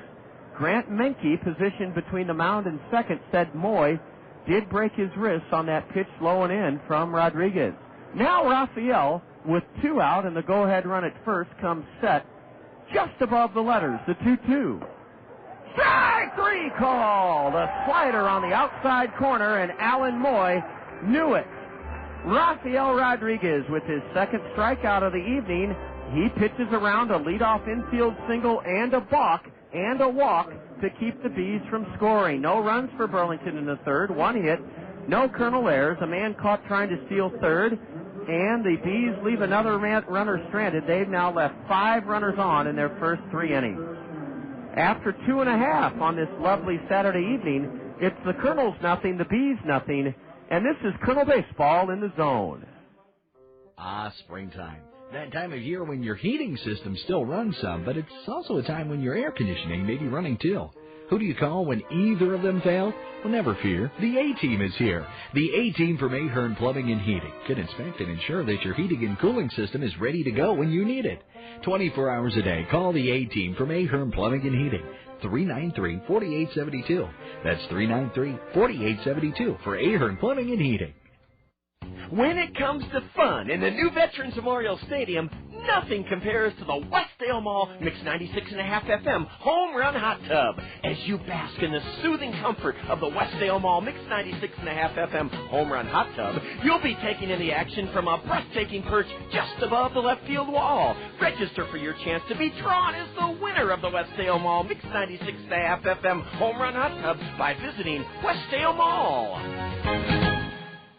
Honey, do I have to go to your family reunion? I mean, how many times can Aunt Agatha tell me about skydiving with monkeys? It'll be different this time. Cousin Bob won't talk about his nose hair? North Country Steakhouse will be catering. No way. I can smell the steaks on the grill already. I wonder what kind of potatoes they'll have, baked, fried, or their famous garlic mash. Aunt Agatha used to skydive with monkeys. Who knew?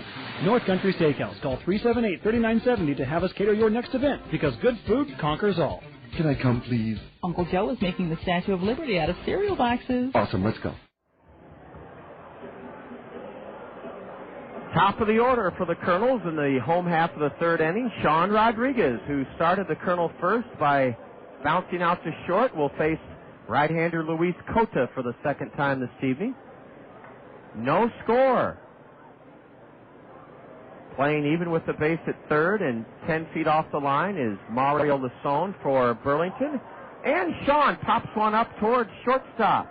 Ed Lucas has it right where the dirt skin portion of the infield comes together with the outfield grass and left. And first pitch swinging, Sean Rodriguez is popped to short. 1 away here in the third inning. We've got to get Sean Rodriguez untracked. He is too good a hitter to be sputtering around that 225 mark. He'll come around, believe me. Nate Sutton lays off a pitch high, ball 1. Nate grounded out sharply to the first baseman Rusty Brown in the first inning. Burlington's record on the road, 4 wins, 8 losses. Overall, the Bees are 11-16, 1 half game behind the Kernels in the Western Division first half standings. I'll review those standings with you here in the Kernel third inning. Strike 1 called to Nate Sutton. Now he tips one foul behind the plate, strike 2. Clinton leads the West with an 18-10 record. They're 2 games ahead of Wisconsin, the Timber Rattlers, 16-12. Beloit's playing 500 ball. They took 3 of 4 from this to start this 8-game homestand. The Snappers are 14-14. The swing of the Quad Cities is 13-14. They're in 4th place, 4.5 lengths behind division-leading Clinton. Slapping one on the ground foul outside of first is Nate Sutton. It's gloved by Rusty Brown, a foul ball. Then Kane County's 3 games below 500. They're in 5th place. The Kernels are 4 below 500 in 6th place. Burlington's 5 below 500 in 7th place, and Peoria's in the basement. The Chicago Cub minor leaguers are 11-17. They're 7 games out of first. Ball 2 just downstairs, over but low to Nate Sutton. The Fort Wayne Wizards are the San Diego Padre minor leaguers in the Midwest League, and they lead the Eastern Division standings by a half game over Lansing and South Bend. Both those teams 17-11. Fort Wayne 17-10. Nate Sutton didn't mean to, but he went around on a changeup low and inside. Nate Sutton fans, and that is the third strikeout of the evening for Luis Cota. Well, you can see why the Royals invested a little over $1 million in this 19-year-old Mexican right-hander. So far, he's only given up one hit through 2 2/3 innings. A hard smash off his leg by Ben Johnson. Drew Toussaint fouls one straight back, dribbles it foul behind the plate, strike one. We're expecting Dr. Mary Lehner and hopefully Noah Fox will be here as well as our guest in the fourth inning from Isaac Newton Christian Academy. Toussaint, a right-handed batter, dribbles another one foul behind the plate. Boy, we've done that a lot tonight. That must mean Cota has a good sinking motion to his pitches, because we have popped a lot of them weekly behind home plate. Nobody on, 2 out in the Kernel third inning. Swing and a miss on a changeup in the dirt. The catcher, Derek Norman, pops out in front of the plate and throws out Drew Toussaint 2-3. And an easy third inning as Luis Cota whisks aside the top three in the Kernel order. After 3, it's still the Kernels nothing, Burlington nothing on this beautiful Saturday evening. This is Kernel Baseball in the Zone. Hey, Jen. Hey, guys. Sorry I'm late for lunch, but I have a good reason. Let me guess. New purse, new shoes, hey, new haircut. Yeah, I had a change of heart with my hairstyle and stopped by Cost Cutters. Oh. So, what you think? I think it looks great. I love the color and the layers. Yeah, I like it and all, but I'm sure you'll change it next week. Hey, my hair is always a struggle. 1 minute I love it, the next I'm ready for a whole new hair color. Cost Cutters is the only salon that can keep up with my changing style. Ooh, remember when you had it short and spiky? Or when it was shoulder length and red. Oh, I forgot about that one. You know, I should try shoulder length and red. Chris? What? All I know is that Cost Cutters is the only salon for me. And me. Ditto. Hey, gang, for once we all agree. Yeah. Make your neighborhood Cost Cutters the only salon for you and your style. Cost Cutters, just your style. Cost Cutters is proud to support Eastern Iowa's most wholesome, affordable family entertainment, Cedar Rapids Kernels Baseball. Ball start again on the offense. These guys are going the wrong way. Get Bachman out of there. Sorry, Coach. That's your third false start this half. Keep your feet set. I can't help it, Coach. It's my athlete's foot acting up. I got this one, Coach. Hit athlete's foot with Boom. Tough actin Tenactin. It stops the itching and burning. It's the only leading brand clinically proven to prevent most athlete's foot. Lamisil can't say that. Get Bachman some of that Tenactin. Thanks, Mr. Madden. Don't thank me. Thank Boom. Tough actin Tenactin. Use it directed. Fourth inning from Isaac Newton. Thank you.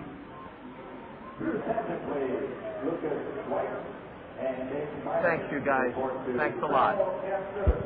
After 3 innings, no score here at Veterans Memorial Stadium on Isaac Newton Christian Academy night. Rafael Rodriguez hasn't had his best stuff, but when you're a good pitcher, you find a way to keep the opposition at bay despite not having your good stuff. Rafael has had runners in scoring position in each of the first 3 innings, but Burlington has not been able to score. The Bees will send in Ed Lucas, their shortstop out of Dartmouth, first up here in the 4th inning. Ed ended the first by bouncing out to short. He squares the bunt, and the pitch is off the mid of Tommy Duenas high to the backstop, ball 1 to Ed Lucas. Lots of kids on the hillside down the third base line, playing on the grass slope seating berm. Smoke billowing out of the hot corner grill above the third base club seats. The lights have not been turned on yet. That's because it's only 6:15 as Lucas backs away from ball 2 inside.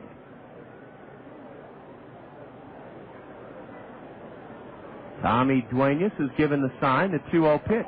Right down the middle for a strike called.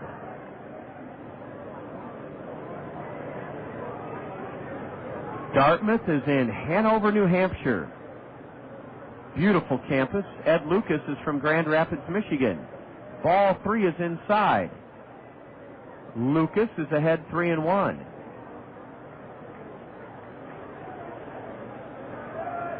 Breeze continues to blow out towards left center. And Rafael Rodriguez has issued a leadoff walk to Ed Lucas. His 3-1 fastball was way high. Rafael just doesn't have his best stuff tonight. That's his third walk. And the Bees about hit the Kernels 3-1. The Kernels have committed 2 errors, but there's no score.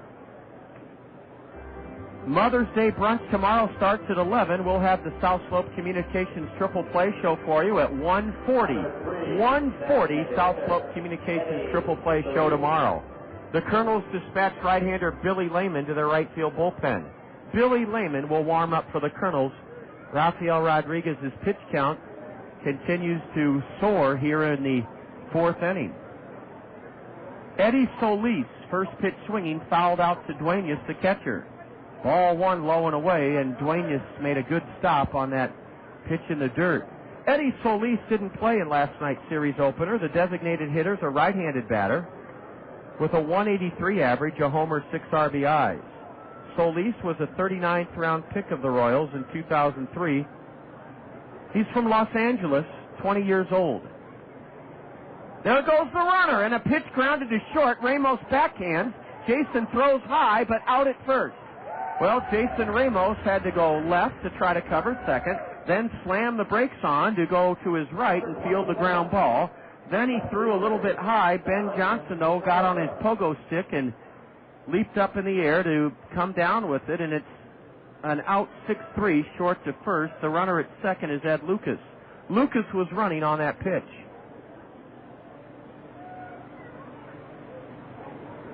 Here's Darwinson Salazar. Salazar grounded out in the second inning. He has a chance to put the Bees ahead. A slider low and outside. Ball 1 as Billy Lehman gets ready in the Colonel bullpen. The Colonel pitching staff is ranked next to last in the league. We have a 4.32 earned run average. Rafael Rodriguez, though, 1.32.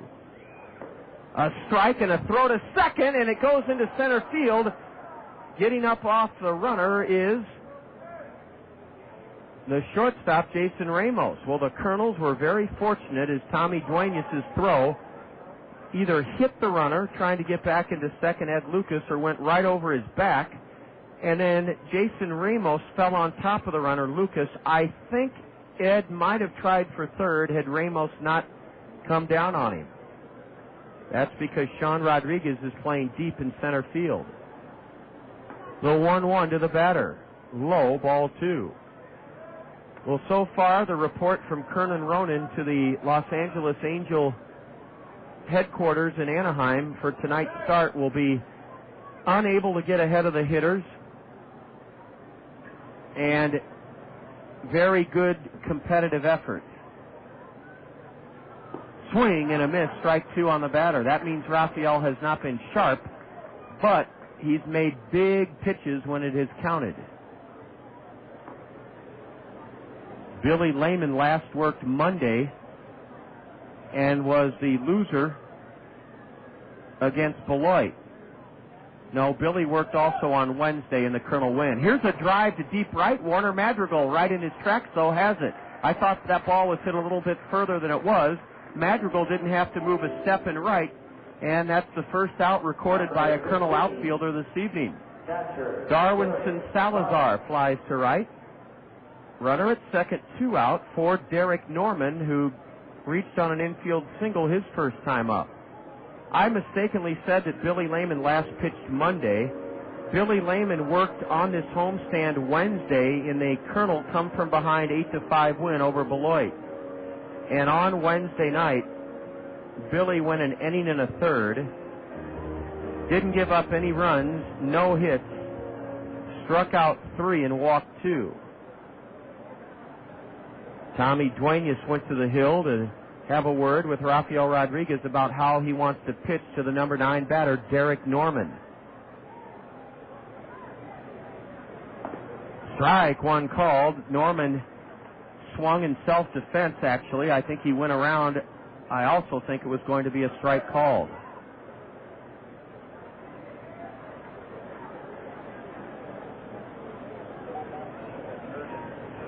From the stretch, Rodriguez delivers. Ball 1 inside.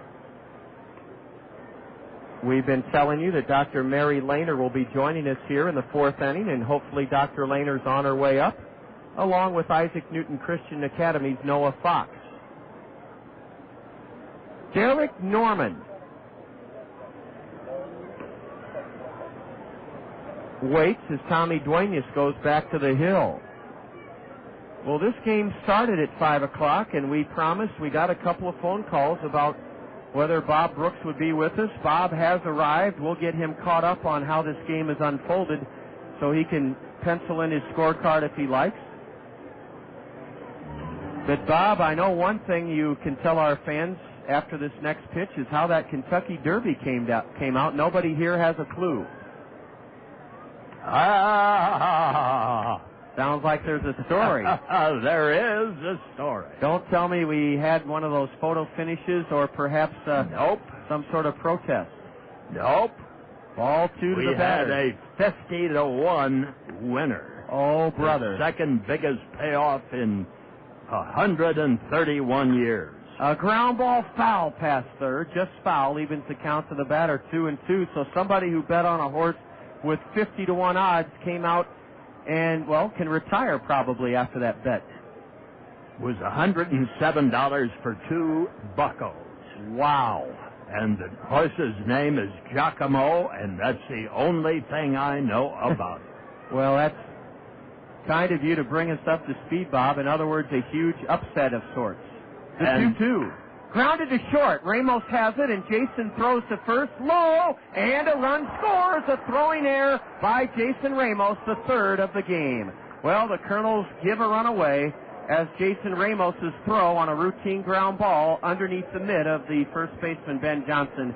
It's E6, and an unearned run scores to put the Bees on top 1-0. And here comes Bobby Magallanes. That will do it for Rafael Rodriguez. It all goes back to his first inning where he had to make 37 pitches and kept the Bees from scoring. But Billy Lehman will take over here in the top of the fourth. That was a routine grounder, and Jason Ramos commits the third Kernel error of this game.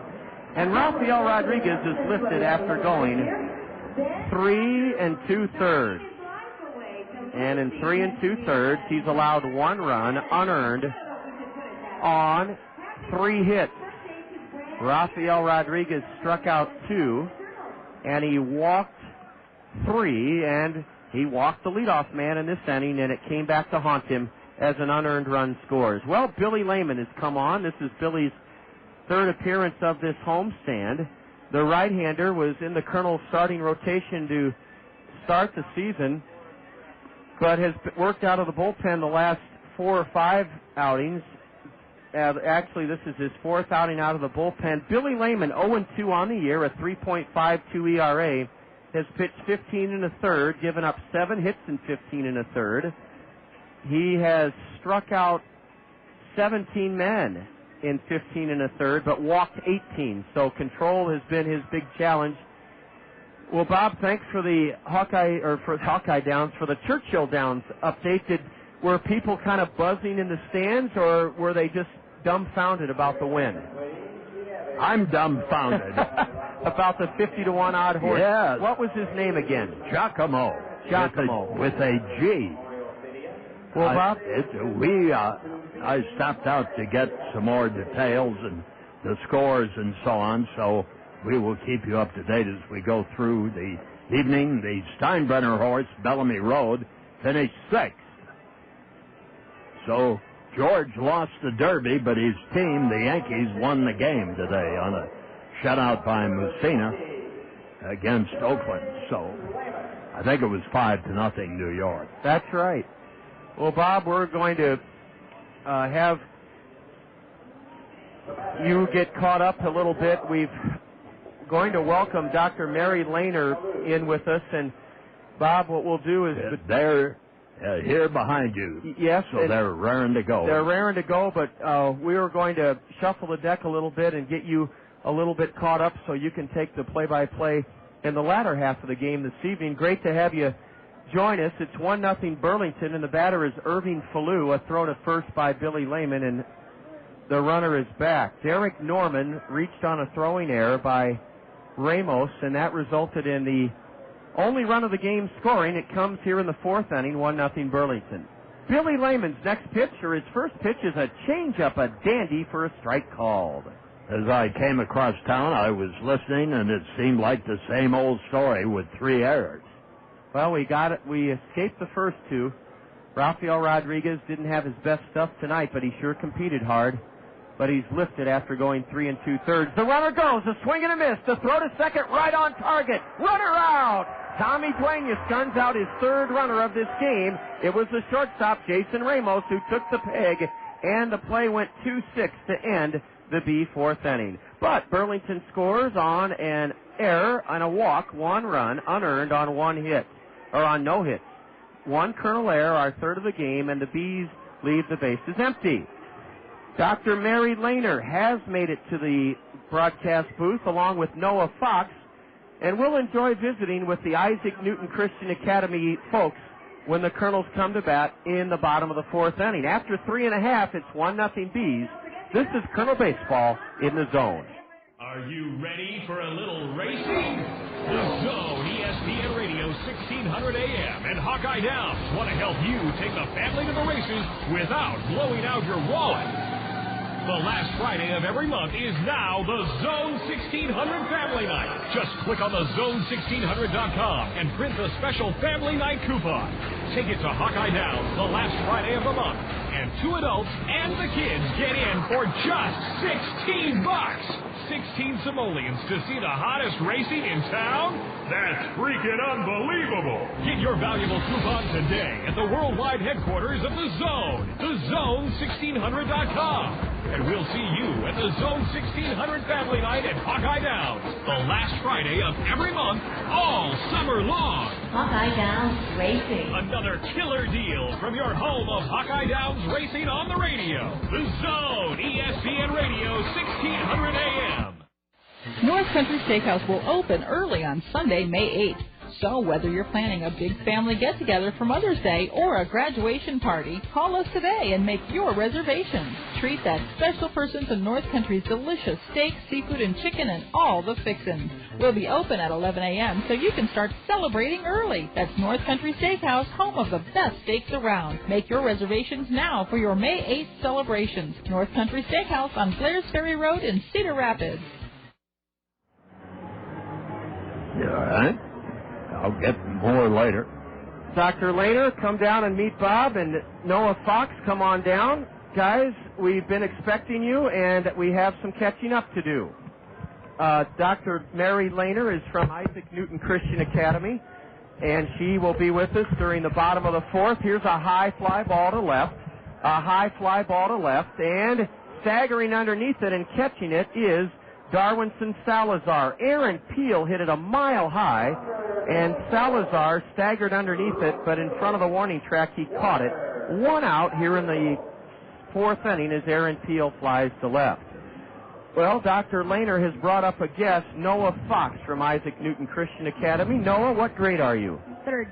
3rd grade, and do you remember our visit earlier this week to promote our summer reading program? Yep. Did you take your Gazette newspaper home? Yep.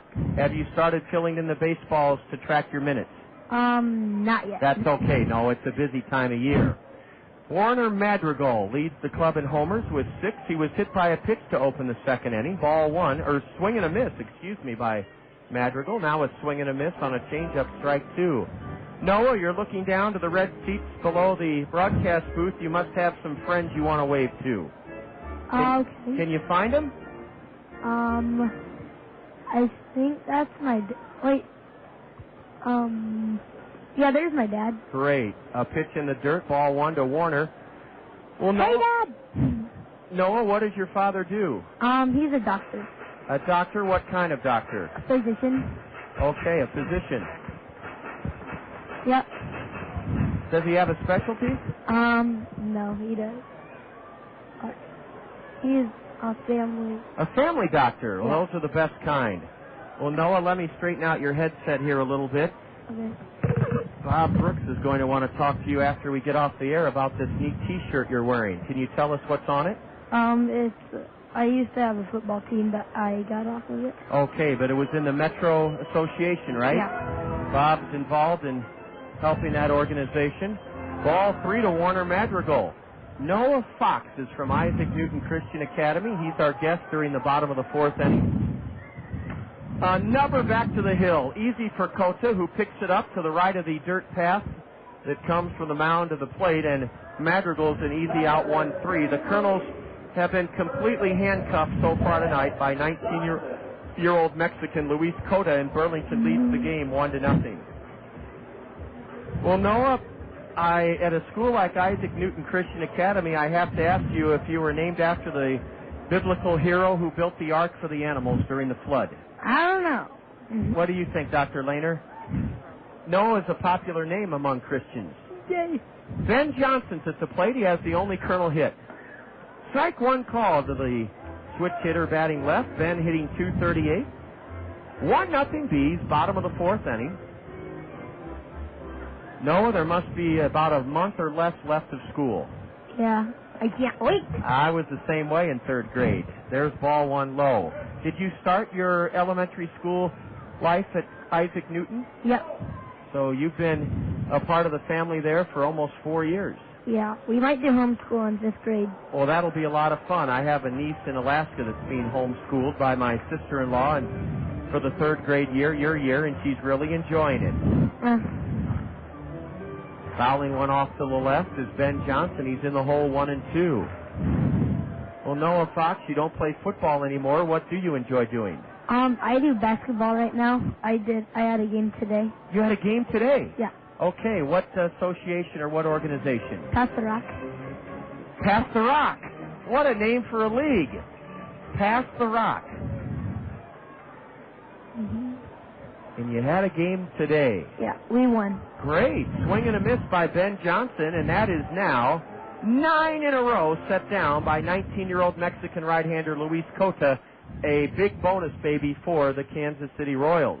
He's retired 9 straight Kernels. More with Isaac Newton Christian's Academy, Noah Fox, when the Bees come to bat in the top of the 5th. Through 4, it's Burlington 1, the Kernels nothing.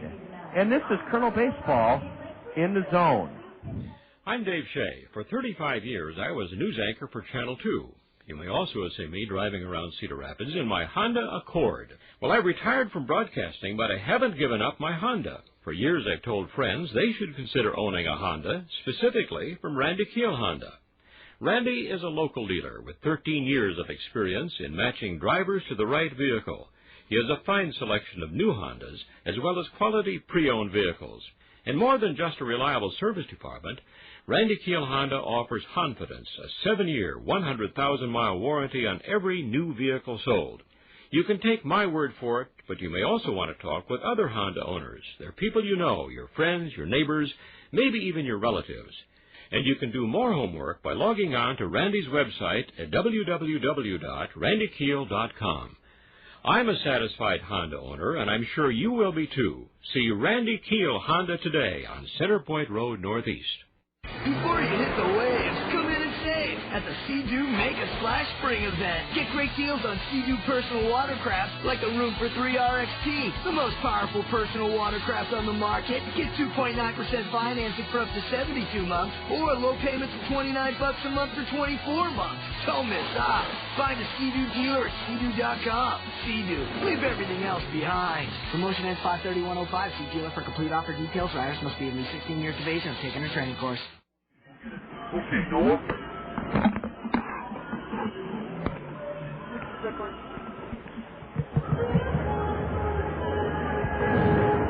Billy Lehman came on in relief of starter Rafael Rodriguez, and when Irving Falu was at the plate, Tommy Duenas threw out Derek Norman trying to steal second, so it'll be Falu, the top of the order, to face Billy Lehman here in the top of the 5th inning, and it's 1-0 Burlington. Noah Fox, your basketball game this morning in the Pass the Rock League, where was it played? In First Assembly. At a church. The church has a gymnasium. Yep. We go to one school and 3 churches. We move around. Well, that's the way to do it. Is there a 3-point arc painted on the court or not? Yeah, it's just a regular basketball place. Swing and a miss by Falu. You know, Bob Brooks broadcast Iowa Hawkeye basketball games for several decades. Are you a Hawkeye basketball fan? Yeah. Who's your favorite player? I don't know. A tap to shallow short, a tough play for Nate Sutton, and he scoops it from his glove. A bang play, and the runner was out. The batter was out, rather, Irving Falu, as Nate Sutton came in, then used his glove like the shovel of a bulldozer, not only fielded the ball with it, but then scooped it from his mitt to the first baseman in the air, Ben Johnson. Falu was out by a whisker on a terrific play at shallow second by Nate Sutton. Well, Noah Fox, Isaac Newton Christian Academy is unique in many ways for several reasons. And what comes to mind as to why it's been a good school for you? I don't know. It's pretty good. Do they teach you the basics of spelling, reading, writing, arithmetic, or do you spend more time on developing your faith? All the learning stuff. Yeah, that's the what bad stuff. Well, the hard stuff. We won't call it bad yet, but it certainly is challenging to learn, isn't it? Yeah. Who's your teacher? Mrs. Getz and Miss Cublet. 2 teachers. Yeah. Geraldo Valentin fouls one away. Now a curveball from Billy Lehman is in the dirt. What have you had to eat tonight here at the ballpark? A cheeseburger and some soda. Oh, that's pretty healthy for a kid your age. You can do that until you get my age, and then look out. The 1-2. Just missed low. Is this your first Kernel game of the spring? No. Yeah. Okay. Brothers and sisters? Yeah, I have 3 sisters. Younger or older? Younger. Okay, so you're the guy they look up to. Yeah, we're going to move because 3 people sleep in one bed. We went through the same thing in my family, Noah, when my mom had our 4th kid. Yeah, we're going to build our house on a lot. Good for you. Well, that's great news. You're building on a lot you bought. Yeah, it's pretty big. It has a pond that we can go fishing in. Oh, brother, a 3-2 pitch, and the the plate umpire called it ball 4. Borderline pitch, and Geraldo Valentin takes first base with 1 out. First walk issue by Billy Lehman. Don't think I didn't hear you, Noah. You're building a house with a pond on the property so you can fish. Yeah. Is that fishing one of your favorite things? It's okay. I don't like wading. Well, that's what fishing's all about, though. But, yeah, wading is certainly part of it. Do you know how to bait your own line? Yeah. Well, you're ahead of me. When I was a kid, I was afraid of worms, and that's a bad combination to be. You were? Yep. Wow, that's a weird boy. I know. I thought girls are afraid of worms. Well, there's some things about me that are probably very noble and courageous, and then there's others that I should probably hide under a bed, and being scared of worms is one thing I admit to. Yeah. But maybe someday I'll overcome that fear and be able to bait my own line. There's a curve, and it's just high. To Mario Lasone. You pretty good on the computer, Noah? Yeah. You have to be these days, don't you? Yeah. Well, I'm glad you started to read that Gazette that we left you last week during our visit. Mm-hmm. Ooh, a throw to first. It hit the runner in the rear end. That's the 4th Kernel error of the evening. Ow. It'll be an error on the pitcher. Al was right. Geraldo Valentin was struck on a throw to first right in the rear end, and then it ricocheted toward the Kernel dugout. And I wouldn't be surprised if Bobby Magianis has the fellas out in uniform after the game tonight, as he had to do earlier. He had to do it earlier in this homestand to prove a point, and that is, fellas, when you put the uniform on, you better be ready to play. And the Kernels have made 4 errors already tonight. Lucky we're only down 1-0. There's ball 1 or ball 2 to the batter. Noah, before you hand the baton to your principal, Dr. Mary Lehner, I wondered we could finish up by you saying what your plans are for this summer. Are you going to take a vacation? Mm-hmm. We might go to North Carolina. We might go to Virginia. And we might go to Florida because my uncle bought a house there. And we might go to Chicago and Omaha and Calumet. Well, that's a great summer itinerary. You'll be all over the place. Well, when you go to Chicago, see if you can get your parents to take you to Comiskey Park to see the White Sox, all right? Okay. They're playing very good baseball this spring. We might go to see the Shack Aquarium. Oh, the Shed Aquarium. Yeah. Yes, it's world famous. Yeah. Beluga whales and sharks and piranhas. It's a fun place to go. Ball 3 to the batter, Mario Lasone, with a runner at second, 1 out. And there's ball 4.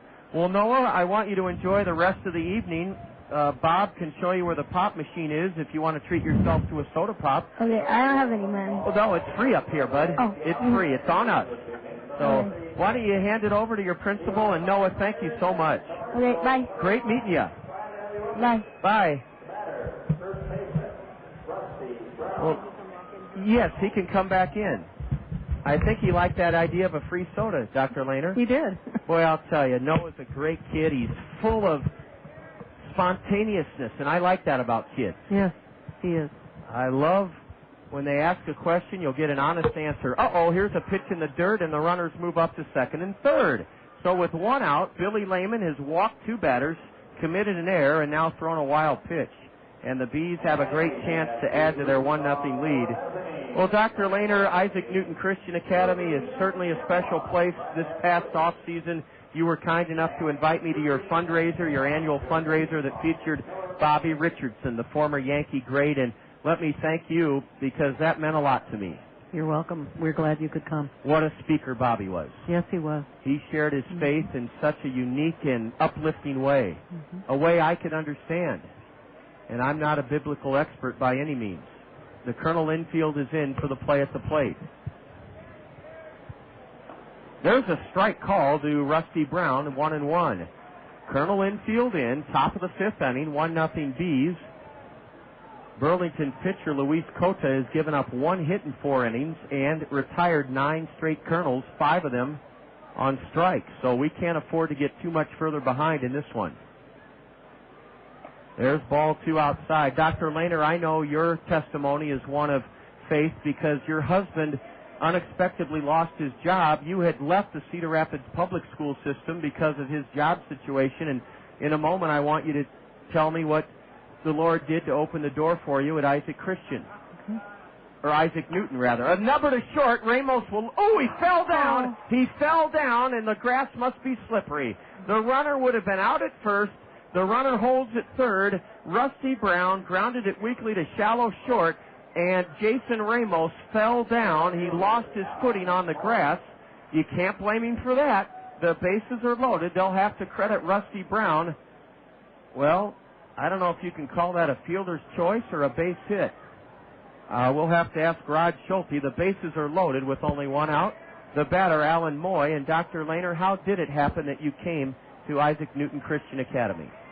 I was in the Cedar Rapids School for 33 years, and I had been a principal for 28 of those years. Oh. And then my husband took a job. Here's a line shot into left. It'll score at least 1. Running in from third is Valentin. Mario Lasone will try to score. The throw cut off from Peel. 3-0 Burlington. Valentin scored. Remember, he walked. Mario Lasone scored. Remember, he walked. Rusty Brown goes to second on a solid 2-run single by Alan Moy, and the Bees lead it now 3-0. And Dr. Lehner, after your husband got the position, I think it was up in Green Bay, wasn't it? Yes, it was north of Green Bay. And he commuted for a year and a half, and then he lost his job the week that our youngest son graduated from high school. And so neither one of us had a job, and then I found out that the Isaac Newton Christian Academy principalship was open, and I applied for that job, and actually I had enough years in the Cedar Rapids district to retire. So I had 1 week of retirement. Oh, I see. And I know you told me that you never expected to be kind of both ending your career but starting it again at a Christian school. That's right. It's been a great fit for you, hasn't it? Yes, it has. And I have had previous administrative experience in junior high, high school, and elementary. Oh, what a blessing it is, because right. Isaac Newton is preschool through 8th, isn't it? That's correct. Well, Dr. Lehner, I know a good friend of yours and mine is on our board of directors, Al Smith. Yes, I know Mr. Smith. He was a member of the Cedar Rapids School Board for many years, and an outstanding school board member for Cedar Rapids, and just, I think, a great resident of the city and a very, very kind person. A ground ball base hit into right, and that scores Rusty Brown from second to make it 4-0. Alan Moy goes to third, and Ed Lucas, the man who drove in the run, winds up at second as Warner Madrigal's throw home was too late to get Rusty Brown, and it's been a 3-run inning for the Bees. They now lead it 4-0, and boy, that word kindness sure does describe Al Smith. It surely does. Second and third for Eddie Solis. Al was honored last month when President Bush came to town and got to stand with the president, have him sign a baseball. Al was honored for all of his great volunteer work. Here's a strike called to Eddie Solis. It's been a rotten inning for the Kernels. The Bees have struck for 3, and they've out-hit us now 6-1. They lead it 4-0. Infield in. Boyer at third, Ramos at short, Sutton at second, Johnson at first, and fouling one into the screen is Eddie Solis. Well, Dr. Lehner, I know prayer is a big part of the everyday activity at Isaac Newton. Yes, it is. We have daily staff devotions, which I normally lead at 7:45 in the morning till about 8:15. And then the students have Bible classes every day, and that's an important part of our curriculum. And once a week, the junior high and the elementary each have, we have a chapel service for them, and we have area ministers who come and speak. We have worship chapels, and we look forward to those events weekly. Well, we commend the work you do there, Dr. Lehner, because I think our society is realizing, and this is not me getting up on a religious soapbox, but it is me saying the importance of belief, values, commandments, and respect. And society doesn't give too much of that in modern pop culture on television and music the kids listen to on the Internet. And the Internet's a great tool, but you can sure go down the wrong path there. And I commend all the things that you and your teachers do to strengthen the faith and the core values of the kids. Here's a ground ball through the left side. That'll be in left field for a base hit. Another run scores to make it 5-0. It's been a 4-run inning for the Bees. Alan Moy scores standing up on a base hit between Boyer and Ramos into left field by Eddie Solis. And poor Billy Lehman has been shell-shocked here in the 5th inning. The Bees have opened up a big lead now, 5-0. There's still only 1 out in the inning, and the batter is Darwinson Salazar. Do you have a so-called minister or pastor on staff, or is the religious teaching done by lay people? We do not have a minister on staff. The teachers do the Bible teaching, and our school represents over 50 churches in the area. So you're truly ecumenical. Yes, we are. And we also have students from 16 school districts. Wow, that I never knew, Kathleen, or Dr. Rayner. That's something. Yes, and we have 245 students in preschool through 8th grade. Mary Lehner is the principal of Isaac Newton Christian Academy. And for those that don't know Mary, it's located in a school that used to be used by the Cedar Rapids Public Schools. Right. It is in the former Adams Elementary School building, which the Cedar Rapids schools closed down in the early 80s, and a group called the Lynn Christian Education Association purchased the building from the Cedar Rapids Community Schools and refinished it, and renovated it to become Isaac Newton Christian Academy 16 years ago. 16 years of growth and prosperity, and most important, developing true believers. Yes. Jamie Douglas is starting to toss in the Colonel bullpen as Billy Lehman's fallen behind the batter 3-0, now ball 4 in the dirt. And Billy Lehman is suffering through some real mental challenges now, and that is throwing strikes. He's walked his 3rd man of the inning. The bases are loaded with 1 out. Derek Norman could deliver a telling blow in this game. It's already 5-0 Bees. Jamie Douglas just started to warm up in the Colonel bullpen. Mary, Noah, as cute as a kid can be, was basically saying on the air a moment ago that Noah Fox, that is, that the academic courses at Isaac Newton are very challenging. He said it's hard. And that's good to hear a kid say, I'm challenged in school. Yes, our courses are challenging. We have homework every night for the students, and we have a lot of accountability with the families. Do you participate in any kind of standard testing or measuring to see if the kids, I know Xavier in the Catholic schools can proudly boast that their kids score a little bit higher on standardized testing. How about Isaac Newton? Yes, on average, our students score 2 years above the public schools on the Iowa Test of Basic Skills. And we were just accredited by the state of Iowa last August. So we now are a part of the whole system of the new teaching standards and the new assessment standards, and we had to write a comprehensive school improvement plan. So we're right on line with the public schools, and as I said, we do have outstanding test scores. We have a reputation for academic excellence and Christian character. Well, those are two terrific characteristics to hang your hat on, academic excellence and Christian character. Ball one in the dirt to Derek Norman. Now ball two low and away. Jamie Douglas will be ready to come in if needed here in the fifth inning. Billy Lehman has struggled to retire the Bees. This is the ninth man to bat in their 4-run fifth inning. There's a strike. Well, your kids and families down below seem to be having a great time, Mary. Yes, they're really enjoying the evening. At your fundraising banquet this past February when Bobby Richardson spoke, here's the 2-1. A strike two called. Bobby let the audience know that Mickey Mantle, the great Hall of Famer, accepted Christ with Bobby at his side when Mickey was near passing. Yes, he did. He shared that story. And I want to thank you, John, because you gave us a video of the World Series, the 1964 World Series with the Yankees and the Cardinals. And I think that's the one where Bobby Richardson had 13 hits. Yes, he did. Which is still a record. Yes. Boy, Mary, you looked at that video pretty closely. I did. And we showed that at a special assembly the day of the banquet. Bobby came to Isaac Newton for the junior high, and we showed a clip of that game where he got his 13th hit. And we also... a borderline pitch ruled ball 4. Derek Norman walks. That forces another run in, and that was not a Billy Lehman mess up. That looked like strike 3. The Kernels thought they had the batter struck out, but instead the 5th run of the inning crosses the plate, and that's it for Billy Lehman. Billy Lehman goes 2/3 of an inning, and so far he's been roughed up for 5 runs on 1, 2, 3 hits, 4 hits rather, and he walked 1, 2, 3, 4.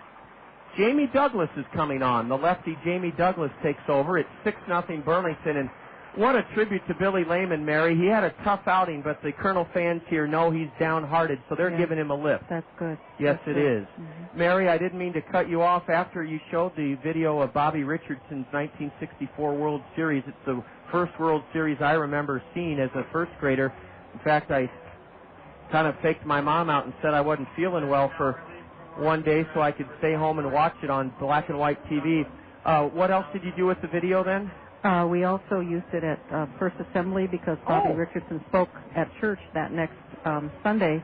He did 2 services, and we showed the video. And I thought it was important for the students to see from a historical perspective because people dressed up to go to baseball games then, and you could see the white shirts and the suits, and the ladies had on dresses, and it was a piece of history, I think, for the children to see. Mary, it's funny you mention that. My father was a physician. He wore not a suit, but a sports coat and tie to work every day. Bob Brooks, who's slightly younger than my dad would have been, wears a sport coat and tie every day. That was the norm, and it still looks good today, doesn't it? It does. I know Bob Brooks for that.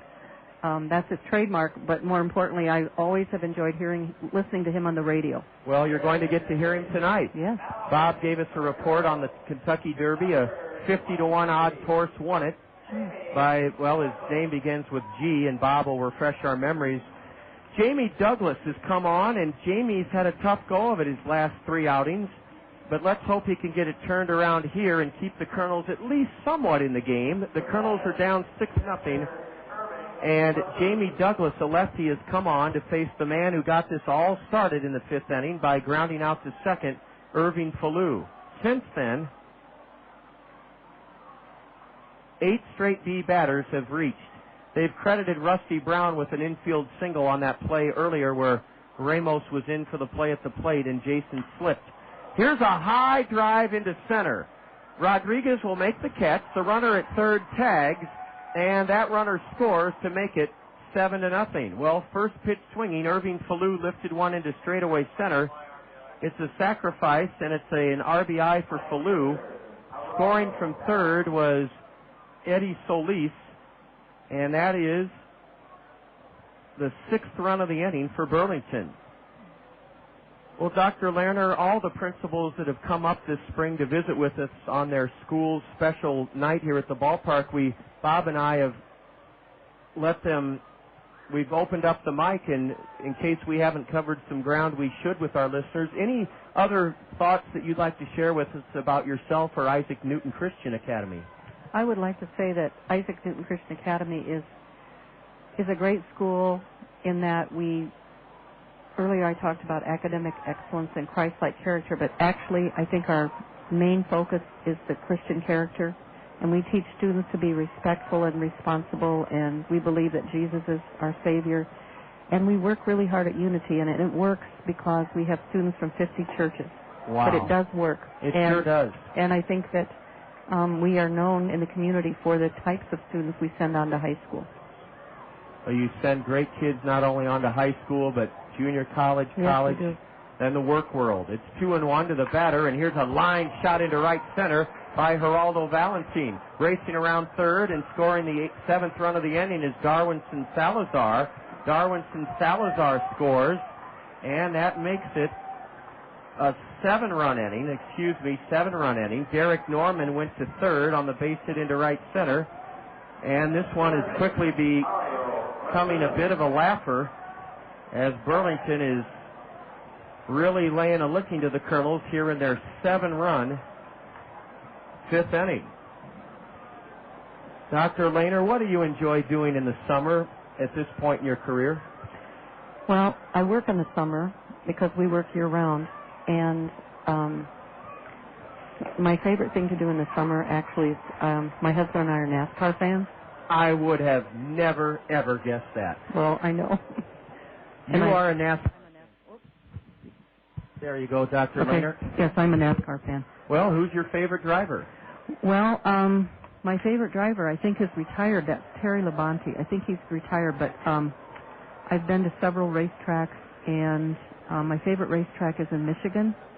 And my husband and I went to the first Brickyard 400. Oh. We've been to 4 of those. Oh. I've been to Talladega. I've been to Charlotte. I've been to Phoenix. I've been to the Poconos. You love a NASCAR, then? Yes, I do. An 0-2 pitch, high and away. What is it about? I've never been to a NASCAR race. What would you do to tell me, John, you should try it? Well, what is it that would convince me to try one? I like to watch people, and I like to see the different kinds of people that come to those. And I don't like to see accidents, and but I do like to see, it's quite exciting. It's thrilling. It's thrilling, and we go out there quite early. Oh, you do? Yes, we always get there about 6 hours ahead. Oh, goodness. Well, maybe one of these years when I have time, I'd love to tag along with you and your husband. Here's a high fly ball into right off the bat of Mario Lasan, and it's caught by Warner Madrigal. The Bees strike for 7 runs on 5 hits. There were 4 walks in the inning, 1 Colonel error, and the Bees leave 2 men on. They've stranded 7. We go to the bottom of the 5th, and it's 8-0 Burlington. This is Colonel Baseball in the zone.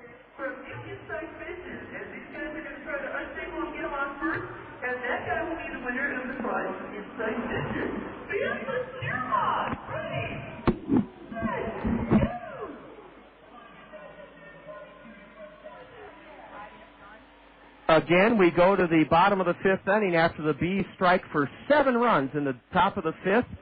8-0 Burlington. This is Colonel Baseball in the zone. How would you like your next home buying or selling experience and lending process to be handled beautifully under one roof? If that's the way you want your real estate and mortgage needs to be met, select Todd Financial Services. Securing your loan and helping you find or sell your home is what Todd Financial Services does better than traditional banks and real estate firms.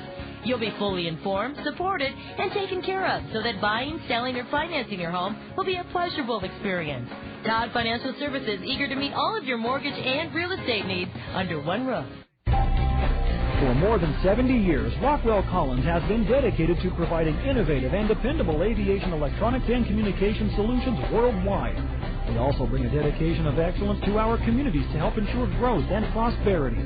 The long-standing partnership between Rockwell Collins and the Kernels is one way we're enhancing the quality of life in our community and making Cedar Rapids the best place to live and work. Rockwell Collins and the Cedar Rapids Kernels, partners on and off the field. Mom and dads of young Hawkeye fans, book your son or daughter in one of 19 different summer sports camps sponsored by the University of Iowa and managed by Hawkeye coaches like Kirk Ferentz, Steve Alford, Lisa Bluter, and Jim Zaleski. Camps include everything like baseball, basketball, soccer, and softball, co-ed camps, and swimming, golf, and track and field. Commute daily or stay in an Iowa residence hall with full-time supervision. Campers will build their skills and make new friends. Call the University of Iowa Sports Camp office at 319-335-9714 or visit HawkeyeSports.com.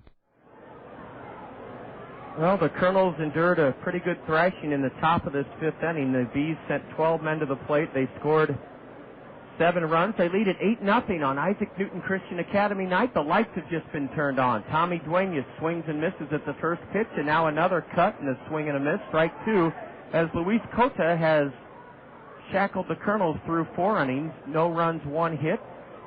Dr. Mary Lehner is finishing up her time with us. She's the principal at Isaac Newton Christian Academy, and we learned before the Kernels finally got out of that top of the fifth that Dr. Lehner and her husband love NASCAR. Ooh, the pitcher into his windup, and he scrapes his spike on the mound, loses the ball, and that should be called a ball, but they rule it no pitch.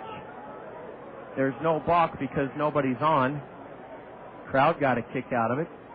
We learned that Dr. Lehner loves going to NASCAR races. And Dr. Lehner, how in the world do you get tickets for NASCAR? Do you have to get them from scalpers online? Do you call the racetracks? Because most of them are sellouts.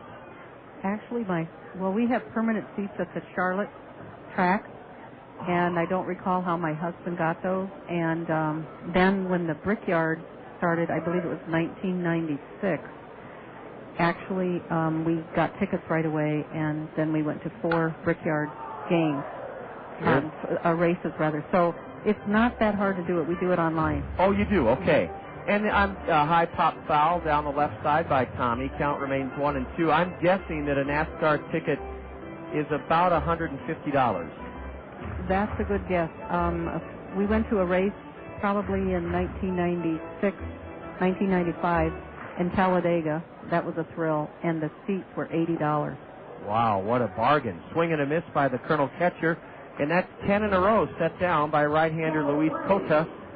Even though he has an 0-2 record, his ERA 2.84, and he's been staked to an 8-0 lead here in the bottom of the fifth inning. Dr. Lehner, what does your husband do? He is a manager in an electrical company, panel electrical manufacturing company. So he has to be trained almost probably as an engineer. Pretty much so, and he does some sales and marketing for them. Okay, he tries. Travels. Yeah. Well, that's exciting that you're able to do that as busy as you are and without tooting your own horn. What's a typical day for you? About 16 to 18 hours at school? I would say probably 12 to 14. Yeah. Long days when you're the principal at a private school. Long days when you're the principal at any school. Yes. Swing and a miss by Billy Boyer. He's in the hole, 0-2. The lights are on here on this gorgeous Saturday evening. Swing and a miss by the Colonel third baseman, and that's strikeout number 7 for Luis Cota, and he's retired 11 straight Kernels. Well, Dr. Lehner, I want to make sure that you and Noah have time to enjoy the rest of this great evening. You've brought the warmest weather of the spring with you from Isaac Newton, and on behalf of the Kernels and our community, we want to thank you individually for all the work you do, and then thank everyone who's involved in making Isaac Newton such an important part of our faith and education community. It means wonders to our community. You're welcome, and we're just glad that we're here serving the community. Well, so are we, and you drop me a postcard sometime. Are you ever going to make it down to the track in Kansas City? I toured that, but not for a live race. I think we want to go there, and also the one near Chicago. Oh, yeah. NASCAR's big time in the Midwest now. Yes, it is. 0-2 as Jason Ramos fouled one off, now swings and misses. A chance for Luis Cota to strike out the side. It's 8-0 in favor of Burlington here in the fifth inning. And Jason smashes one foul off the glass behind home plate, the plexiglass of the doors. Noah Fox started the Isaac Newton Christian Academy visit with us. Noah's still here, and I think he likes the view from up here, Mary. I think he does too. It's quite a view. It really is. The 0-2 to Ramos in the dirt. 50 different denominations or religions, so to speak, represented at Isaac Newton. That's actually, it's 50 different churches. Different churches, yes. Okay.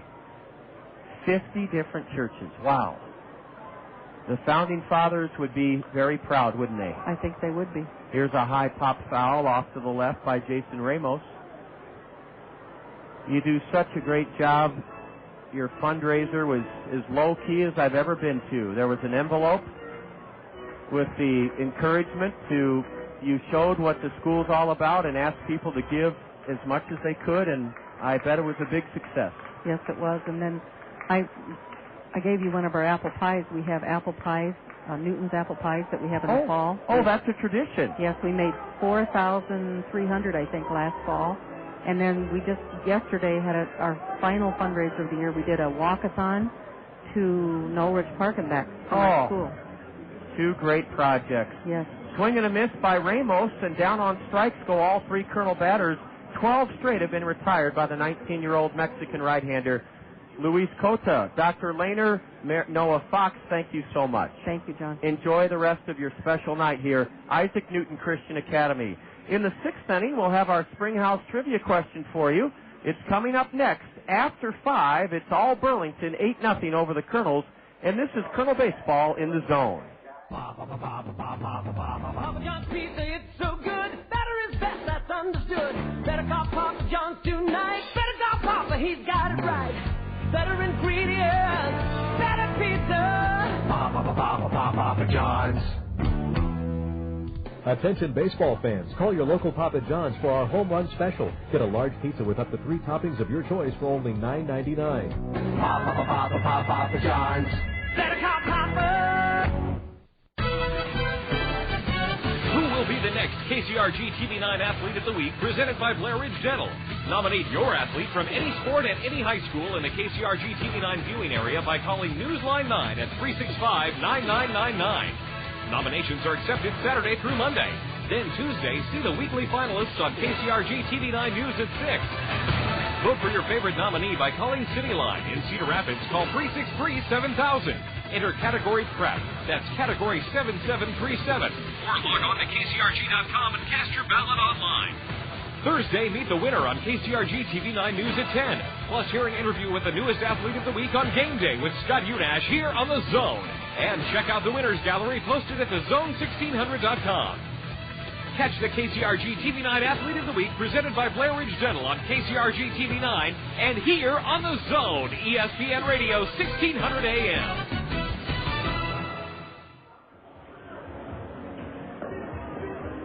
Left-hander Jamie Douglas will work his first full inning in relief of Billy Lehman. Billy pitched 2/3 of an inning, and he was charged with 5 runs on 4 hits, struck out none and walked 4. Jamie Douglas was touched up for a run. Well, actually, that run was not charged to Jamie Douglas. I believe 6 runs, or no, 5 runs charged to Lehman, 6 to Lehman, and 1 to Douglas, I believe. We'll get it figured out. When 12 men bat in an inning, you've got some crooked numbers to try to figure out. Cutting on the first pitch to open the B6th inning is Rusty Brown. Rusty reached on an infield single and scored in that B7-run 5th inning. As we do during the latter third of our home broadcast, the Springhouse Family Restaurant becomes the star of the show with our Springhouse Trivia question. If you've been one of 13 previous winners, please don't call in this evening. Play along wherever you're tuned in, at home or in the car or on the front porch or at the park. 1-1 the count as Jamie misses high and away. Ball 2 to Rusty Brown. Jamie Douglas, a southpaw out of the University of Central Florida in Orlando. He's from Southern Ohio, and he was a 26th round pick of the Angels last year. Douglas fires, and a broken bat flare into center is a base hit. Jamie Douglas made a good pitch to Rusty Brown. Rusty broke his bat and dumped it into center. That's how strong he is. Rusty Brown has his third hit of the game, and it is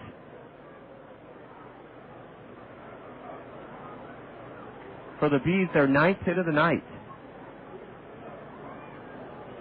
No, I believe Billy Lehman may have been charged with all 7 runs in that B 7-run fifth inning. 1 on, nobody out for Alan Moy. We give you a lot of things to ponder about the Springhouse Family Restaurant.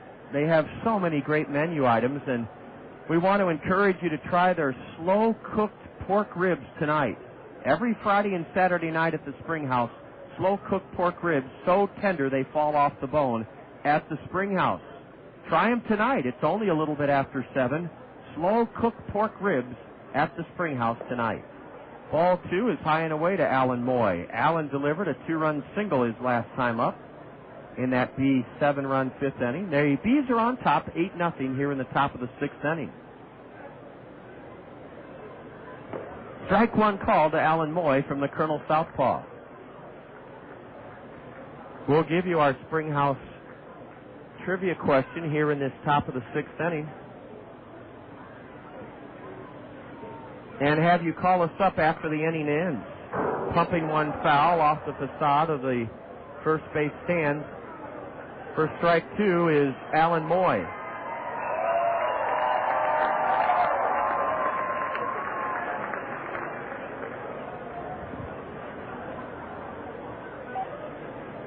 That just got the biggest round of applause tonight.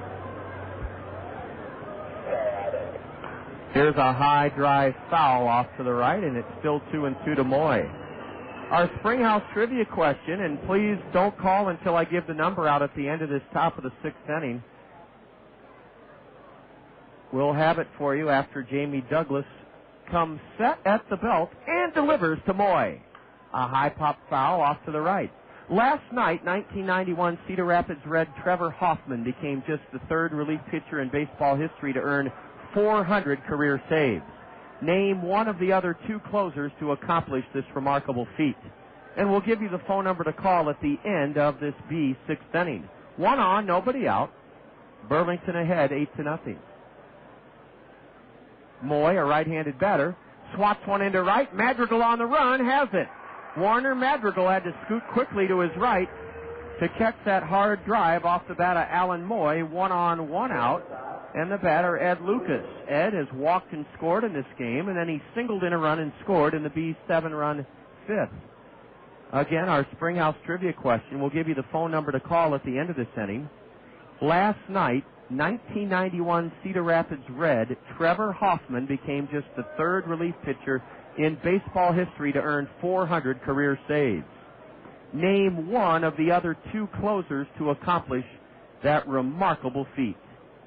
And we'll give you the phone number to call after the Bees complete their top of the 6th inning. Ball 1 inside to Ed Lucas, the right-handed batter. Now ball 2 outside.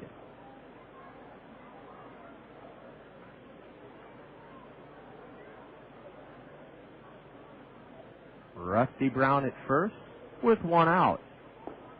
And ball 3 is downstairs. Jamie Douglas has a new look. He's wearing his red socks up high. He's wearing a long-sleeve red shirt underneath his white Kernel home jersey. The Kernels in their all-red caps. Lucas on a 3-0 delivery looks at it at the knees. A strike called. Rafael Rodriguez, one of the Kernel better pitchers, could only go 3 2/3 tonight. His pitch count escalated early with a 37-pitch first half inning. He didn't give up any runs in the first half inning, but he had to toil 37 pitches. Strike 2 from Douglas. Now strike 3, outside corner. Ed Lucas called out on strike. It was a borderline pitch, and Victor Carapazza rung up Ed Lucas. 2 away in the B 6th inning for Eddie Solis. Again, our Springhouse trivia question. Last night, 1991, Cedar Rapids Red Trevor Hoffman became just the third relief pitcher in baseball history to earn 400 career saves. Name one of the other two closers to accomplish that remarkable feat. We'll be taking your phone calls after this top of the sixth inning. Ball 2 inside to Eddie Solis. The runner at first is Rusty Brown. 2 away in the B's sixth inning. They lead it 8-0. Ball 3 high and outside. Jamie Douglas has struggled with his control this year. In 12 1/3 innings, he has struck out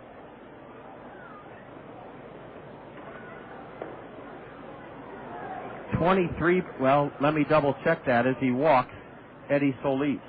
Solis walks on 4 pitches. That sends Rusty Brown down to second, and stepping into the plate with 2 on and 2 out is Darwinson Salazar. Jamie Douglas in 12 1/3 innings has struck out 7 batters and walked 8. Swing and a miss by the right-handed batter, strike 1.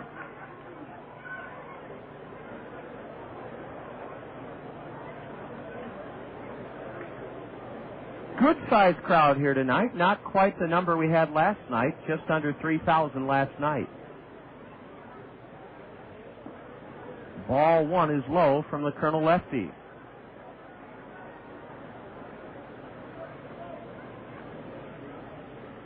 Brown leads away from second, Solis from first. 1-1 pitch, and that one's bounced foul into the left field B bullpen. Burlington's road uniforms look very much like the Los Angeles Dodger road uniforms, in that the name of the city, Burlington, is written in cursive letters across the front of the gray jerseys. And they also look very much like the Kansas City Royal. Ooh, a fastball high and away, almost a wild pitch. As Jamie Douglas let that one loose, Jamie goes to the backside of the hill and goes to the rosin bag. It's 2-2 to the batter. Well, Bob, we played so well last night, and tonight we've kind of stunk it up a little bit again. Well, I went downstairs so that people wouldn't think that I was responsible for this. You weren't. You had no part of it. You can absolve yourself from that, Bob. Swing and a foul. The count's still 2-2 to Salazar. Well, Rafael Rodriguez had to make 37 pitches in the first inning, and that set the tone because of that darn pitch count edict. He could only go 3 2/3. Foul into the screen by Salazar. New batch of baseballs to the plate umpire. The loudest cheer tonight came when the Colonel equipment manager sprinted onto the diamond to retrieve a foul ball that ricocheted off the grandstand. That's how quiet the Colonel bats have been. Only one hit against 19-year-old Luis Cota. A slider inside corner, strike 3. Darwinson Salazar can't believe it, but he's caught looking. Jamie Douglas prevents the Bees from adding to their lead in the 6th. No runs, 1 hit, a walk, no Colonel errors. Burlington leaves a pair. They've left 9. Let's give you the number to call for the Springhouse Trivia question. Answer 896-7589. 896-7589 is the number to call. The question again, last night, 1991 Cedar Rapids Red Trevor Hoffman became just the third relief pitcher in baseball history to earn 400 career saves. Name one of the other two closers to accomplish that feat. 896-7589. After 5 1/2, Kernels trail the Bees 8-0. You're enjoying Colonel Baseball in the Zone. The way to pocket important savings is to take advantage of Chevron motor oils and lubricants from the Otson Oil Company, your local Chevron oil distributor. Chevron lubricants are made from higher quality base oils for better performance, and that means longer life for your engine. Contact the Otson Oil Company in Cedar Rapids for details on how you can save time and money with Chevron lubricants. The Otson Oil Company, serving Iowa with quality lubricants since 1933. Visit Otson Oil Company at www.otson.com. Selling a home is a lot harder than I thought. I need help. Got any suggestions? Oh, yeah. Call Coldwell Banker Hedges. They're the best in Cedar Rapids. They've got over 85 agents. How do I pick the right one? Call Coldwell Banker Hedges at 378-8760 and ask for Nancy. She's the relocation director, and she'll help you choose the best agent for your needs. Thanks. That's exactly the help I need. Don't thank me. Thank Coldwell Banker Hedges. They're the ones who will make the difference. Call Coldwell Banker Hedges Realty at 378-8760. North Country Steakhouse will open early on Sunday, May 8th. So whether you're planning a big family get-together for Mother's Day or a graduation party, call us today and make your reservations. Treat that special person to North Country's delicious steak, seafood, and chicken and all the fixins. We'll be open at 11 a.m. so you can start celebrating early. That's North Country Steakhouse, home of the best steaks around. Make your reservations now for your May 8th celebrations. North Country Steakhouse on Blair's Ferry Road in Cedar Rapids. Well, before we give the winner of our Springhouse Family Restaurant baseball trivia question, which will be fun, we have an announcement from Rod Schulte. He passed an important score on to Bob Brooks. Bob, we mentioned last night, 8-0 here, Burlington. What a key series the Iowa Hawkeyes were starting last night against the Minnesota Golden Gophers at Duane Banks Field. Iowa dropped a one-run decision last night. What's the verdict so far tonight?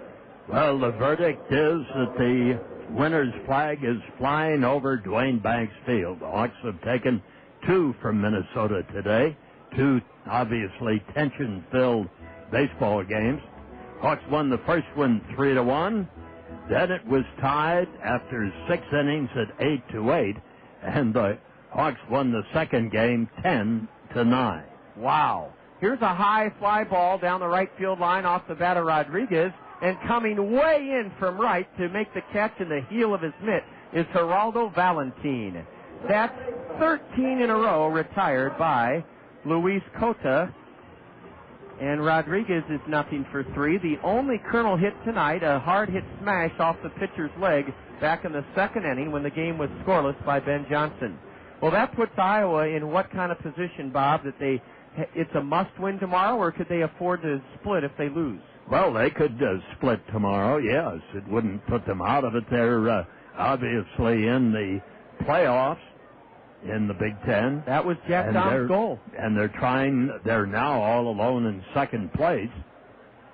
Nate Sutton swung at his changeup and missed. Now ball one in the dirt. Well, that's great news from Duane Banks Field. What a long way Coach Dom has brought that program in 2 short years, Bob. I should say. The conference is not what you would call tough this year. Most of the teams are struggling at 500, even the Illinois team that's leading. But improvement. There isn't any question about that. A hard-hit drive into left, but it sails out for Darwinson Salazar. Nate Sutton got good wood on it, but he's the 14th in a row retired by Luis Cota. Let's get to our Springhouse question. Last night, 1991 Cedar Rapids Red Trevor Hoffman became just the 3rd relief pitcher in baseball history to earn 400 career saves. Name one of the other 2 closers to accomplish that feat. And that's what Mike Langheim of Marion did. Mike said, how about Lee Smith, John? Mike, that's right. Lee Smith, who was our guest speaker, our headliner at the annual Hot Stove Banquet for Tanninger Place, leads everybody with 478 career saves. Bob, in 1991, Jack Rader tells me Trevor Hoffman was a struggling shortstop here. He was a struggling everyday ball player. He was trying to hit, couldn't do it. He was trying to play short, or they put him in the outfield a little bit, switched him around here and there. You knew one thing about Trevor in talking to him. He was a fierce competitor, and he had a great thought about himself as being a top-notch guy with, he thought he was going to be a major league ball player. That's half the battle. As a everyday player.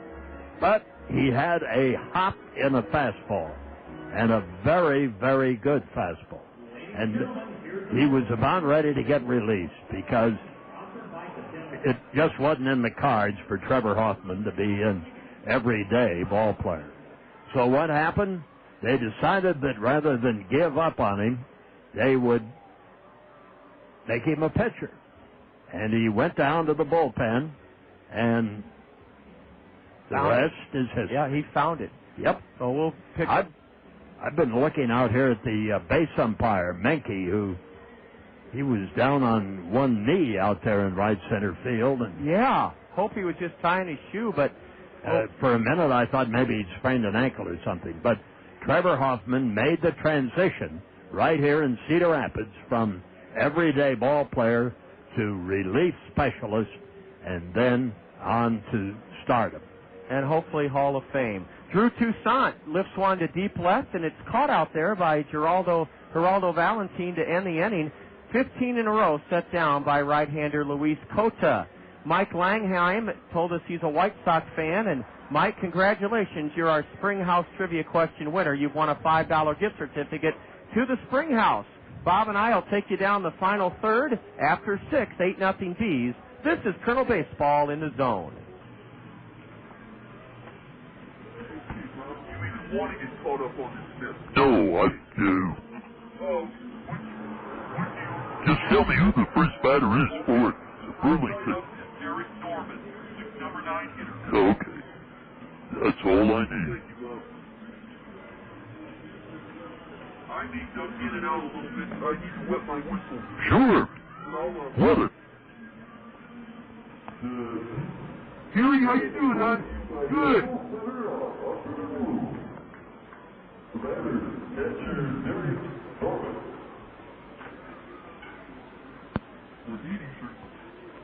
The natives are getting restless tonight. Some of the people down below. Oh, hold on, I gotta talk. Jake, are you there? Unless you have a crystal ball that really works, nobody can foresee all the risks that might become realities. Most of us don't have a foolproof crystal ball, though.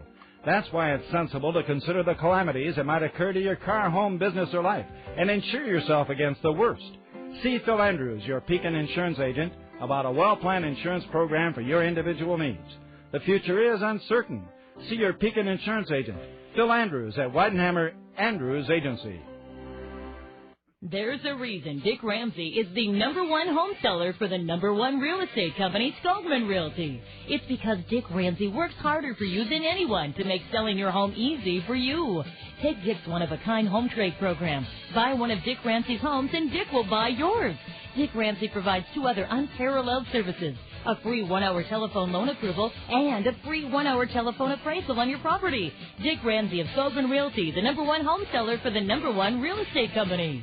Honey, do I have to go to your family reunion? I mean, how many times can Aunt Agatha tell me about skydiving with monkeys? It'll be different this time. Cousin Bob won't talk about his nose hair? North Country Steakhouse will be catering. No way. I can smell the steaks on the grill already. I wonder what kind of potatoes they'll have, baked, fried, or their famous garlic mash. Aunt Agatha used to skydive with monkeys. Who knew?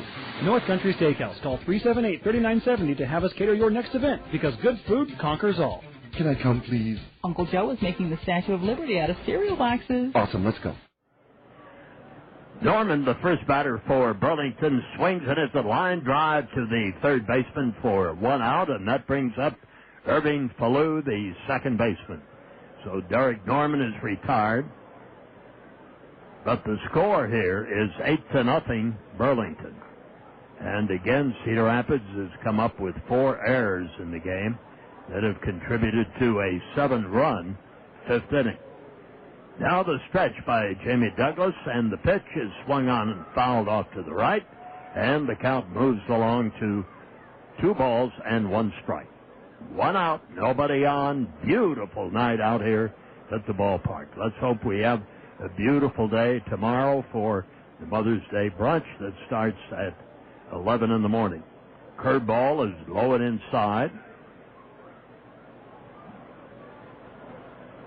We'll have the scores of all the other games and a rundown of today in sports as we get through the final innings of this one. The check by Douglas, swinging a ground ball to the third baseman. Up is Boyer, and he wheels it across the infield, and 2 men are out. So with 2 gone, that brings up Geraldo Valentin, who flied out to the second baseman in the first inning and singled in the third. Second game of the 4-game series between Cedar Rapids and Burlington, and then an off day for the Kernels on Tuesday. This pitch is low and outside for a ball to make it 1-0. Again at the belt, the left-hander delivers, and this one is fouled down the right field line, out of play. 1 ball, 1 strike. Well, the Yankees win today, but Steinbrenner's horse finishes 6th in the Derby. The pitch, outside for a ball. No big payday for Georgie or Bellamy Road, but a big payday for the winner of the Derby. There's a curve that's low and inside. Giacomo with a G, Giacomo. What this horse is or has done before, who knows? Swinging a ground ball to the left of the third baseman, the right of the shortstop into left field, and another base hit. That's the 10th hit in this twilight game. And the Burlington Bees have had the bats a-cooking against the Cedar Rapids Kernels. Mario Lasan, 264 hitter, comes on. He walked in the first and popped up in the third. But that's before the bottom fell out for the Kernels. Pitches outside with 2 out and 1 on here in the first half of the 7th inning. At the belt, here's the pitch. Inside and low for a ball. Ball 2 and no strikes. Another pitcher trots down towards the Colonel bullpen. The delivery swung on and a fly ball to center, well hit. Back though with plenty of room is Rodriguez, who holds it in front of the warning track, and that retires the side. So we have completed the top half of the 7th inning with no runs and 1 hit, no errors and 1 left. And it's Burlington on top of the Kernels 8-0. And it's time for the 7th inning stretch here at the ballpark. Tell you all the deals you can get tomorrow and also throughout the whole season. Good guest again from Isaac Newton. I'm standing with him. Let's get everybody in the ballpark. I'm with you for the 7th inning stretch. Isaac Newton's going to lead us and take me out to the ball game. Do it. The Isaac Newton school kids take me out to the ball game.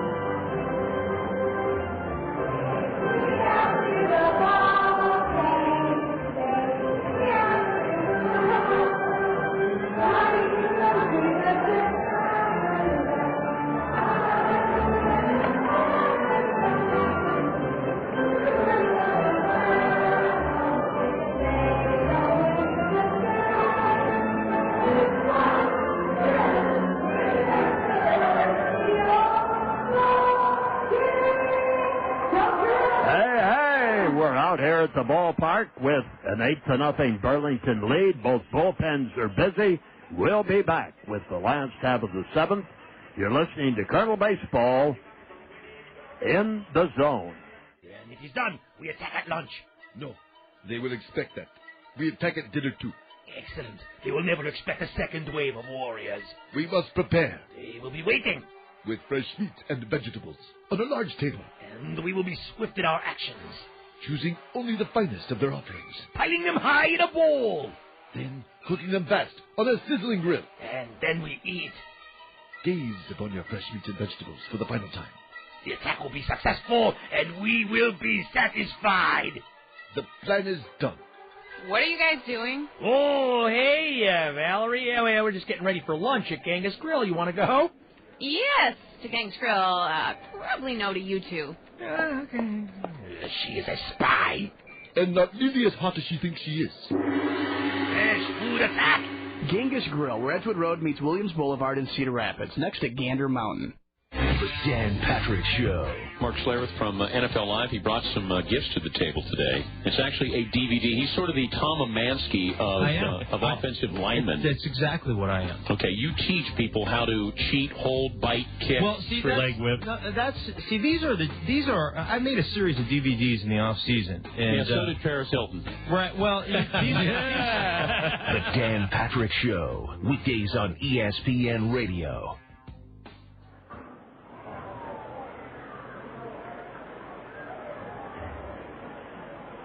The first batter for the Kernels in the seventh, Aaron Peel, who has fouled a couple of pitches off. 1 ball and 2 strikes on Aaron.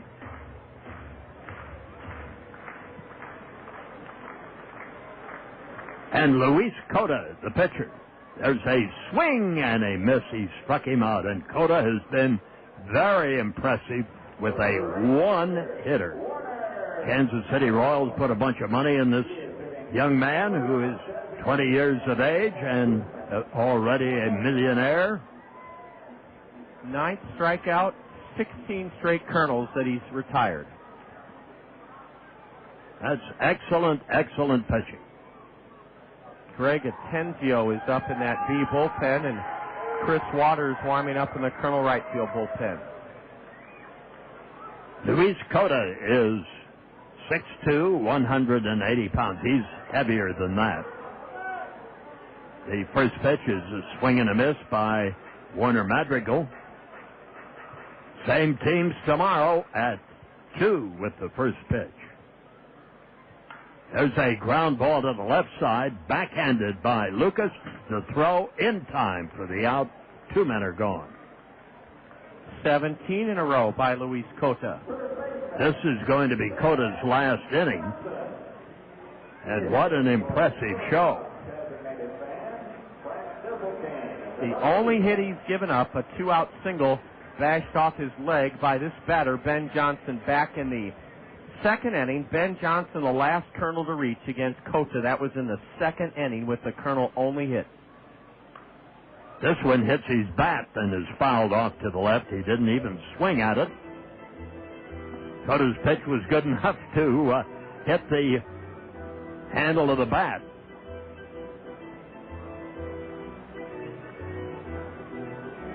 Cota went 6 innings on the 2nd of May. There's a strike, it's called, on the inside corner against West Michigan. Didn't figure in the decision. Allowed 3 runs and 4 hits. He is 0-2, looking for his first victory. There's a ball. He was at Idaho Falls a year ago. And that is a short season club.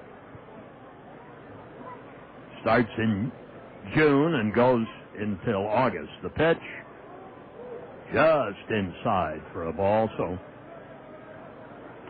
he's on the verge of his first victory, all right, with Burlington leading 8-0 in the last half of the 7th inning, with 2 Kernels out.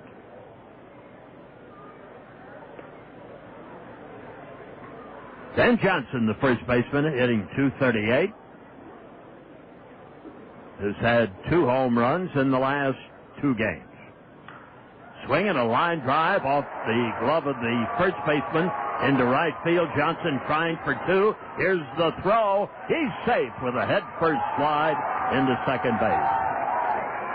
That is the only hit that has traveled to the outfield out of 2 base hits by the Kernels. Runner at second, 2 out, and that brings up Tommy Duenas.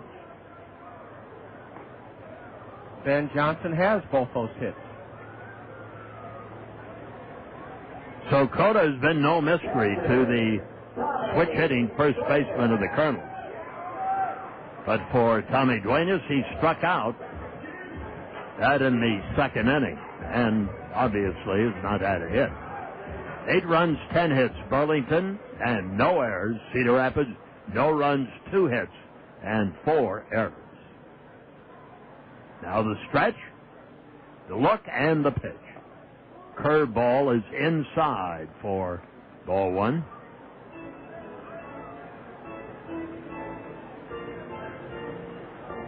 Luis Cota on the mound.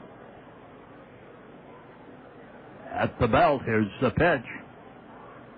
This one is low and outside to make it 2 balls and no strikes.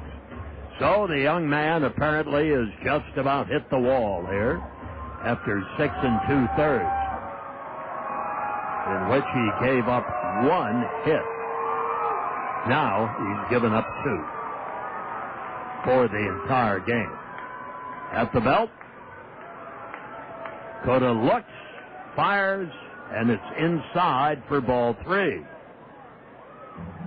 We have a right-hander warming up down the left field line for Burlington, and for the Cedar Rapids Kernels, a right-hander. It's Atenzio and Waters. At the belt, here's the pitch. Right in there for a called strike. 3 balls and a strike, and Duenas has 171 batting average, 1 homer. He's had 1 double and 1 triple. At the belt, pitch. Inside, he just missed the corner with it, and a base on ball, which incidentally is the second walk given up by Cota. And here comes the skipper, Jim Gabella. Bob, you said that Luis was just about spent. They'll lift him here in the 7th inning. He goes 6 2/3, allowing no runs so far on only 2 hits. He struck out 9. He walked 2.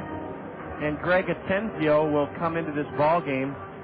And as this pitching change unfolds, we had an email from a fella in New Jersey, Bob, and he's enjoyed our broadcast on the internet and how much we've talked about the modern-day pitchers being so tall and strong and big. And this fella's name was Al from New Jersey, and Al said, John, could you use this for your did you know question? I said, sure I will, Al.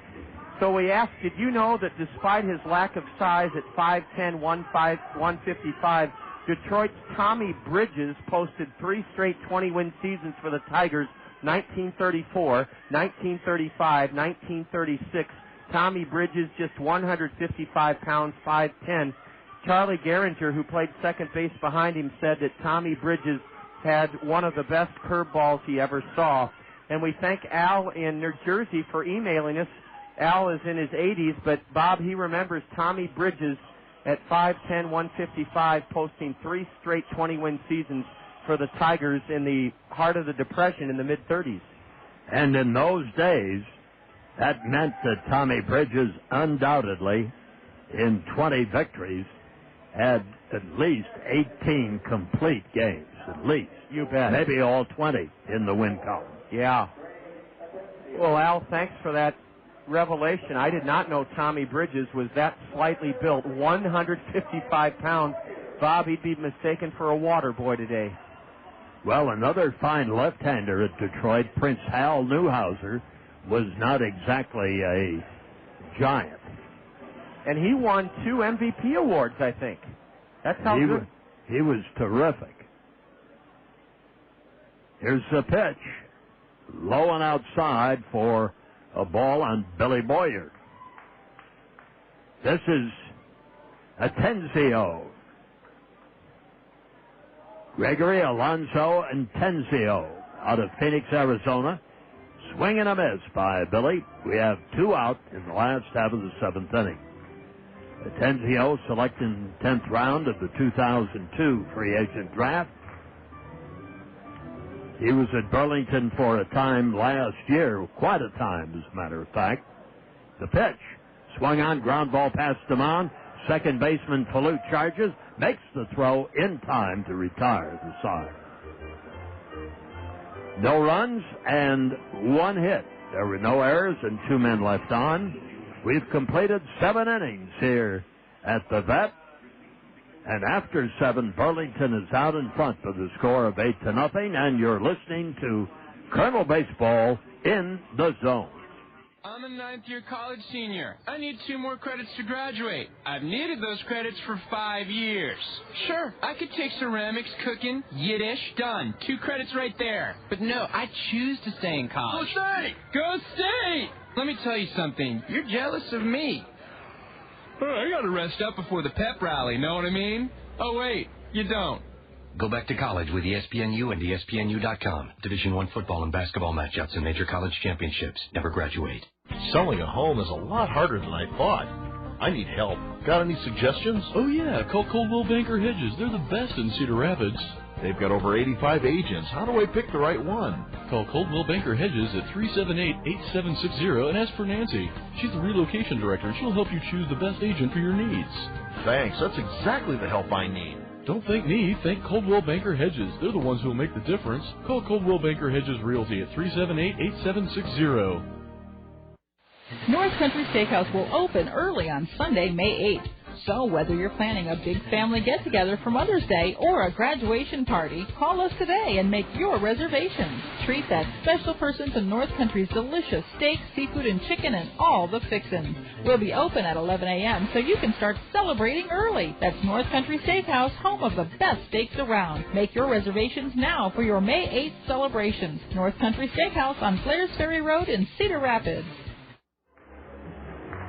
Chris Waters comes on for the Cedar Rapids Kernels, and he's had a lot of work. He was in a ball game on the 7th of April.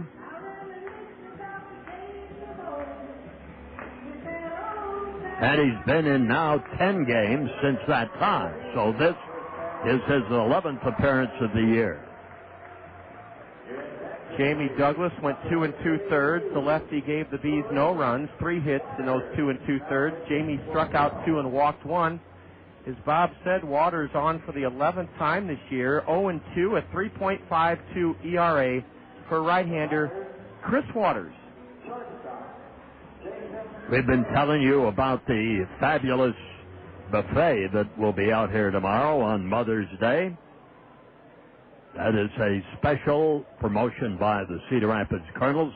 The first time they have tried something like this, to have an open-air picnic-type buffet, though with rather formal dining. As the first pitch to the right-handed batter, Brown, the first baseman, takes it outside, and this one drops inside for a ball. And we go even at 1 ball and 1 strike.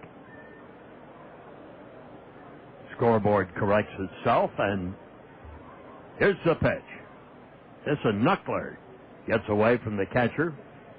2 balls and a strike.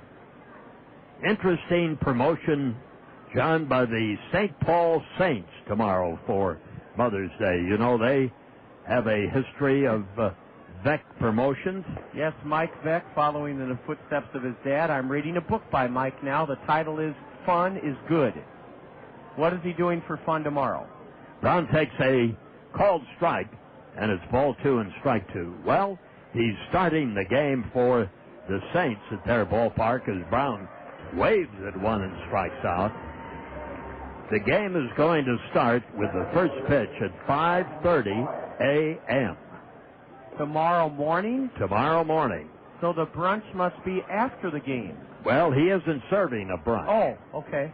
He's serving donuts and orange juice and cereal and so on, free. And he is offering a camp out overnight to mothers and daughters and sons and now, will the camp out be tonight? Husbands and the camp outs tonight. Okay, camp out tonight at Midway Stadium. The pitch swung on and missed. The idea being that the game will take 3 hours. That means that it'd be 8:30 or 9 o'clock in the morning. Then there would be time to get to your favorite place for Mother's Day brunch. Well, leave it to Mike Beck to think in those terms. There's a knuckler for a called strike. Waters put that one in there. Nice pitch. So he has faced 2 batters, 1 out on a swinging strike and 1 called out on strike. And that brings up Ed Lucas. He must have a very liberal-minded club president in the Northern League. The Midwest League presidents will let you start at 9 or 10 in the morning.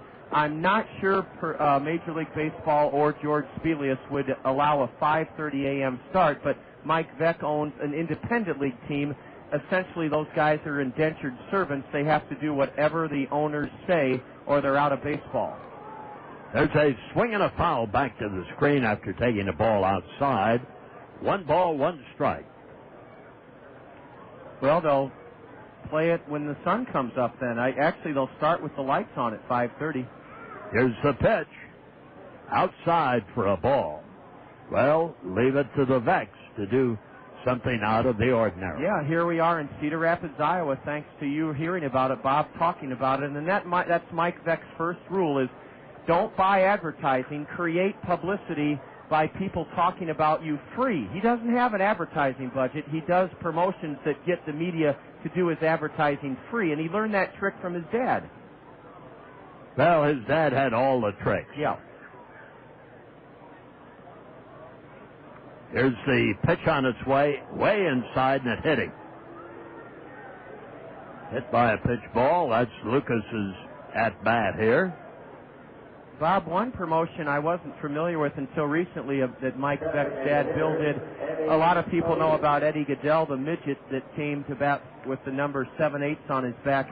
But one game, Bill Veck brought you got a placard when you came in. It was to Municipal Stadium in Cleveland.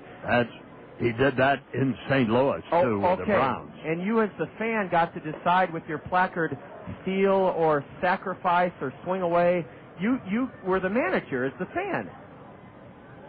And he made the third base coach take a look and decide what they do. Wow, the fans. If the fans wanted, the majority of them wanted to hit and run, why, that's what they do.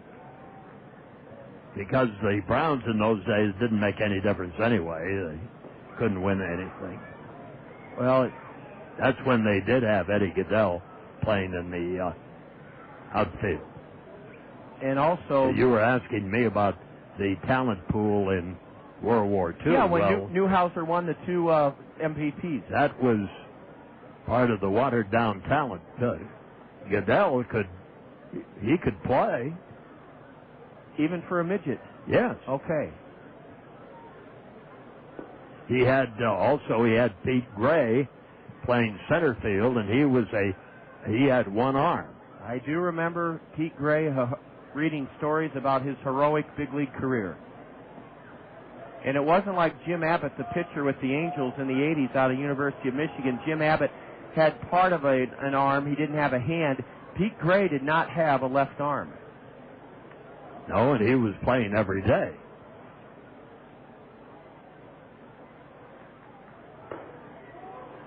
Inside for a ball, and control problems for Chris Waters as a visit to the mound by Brennan Ronan.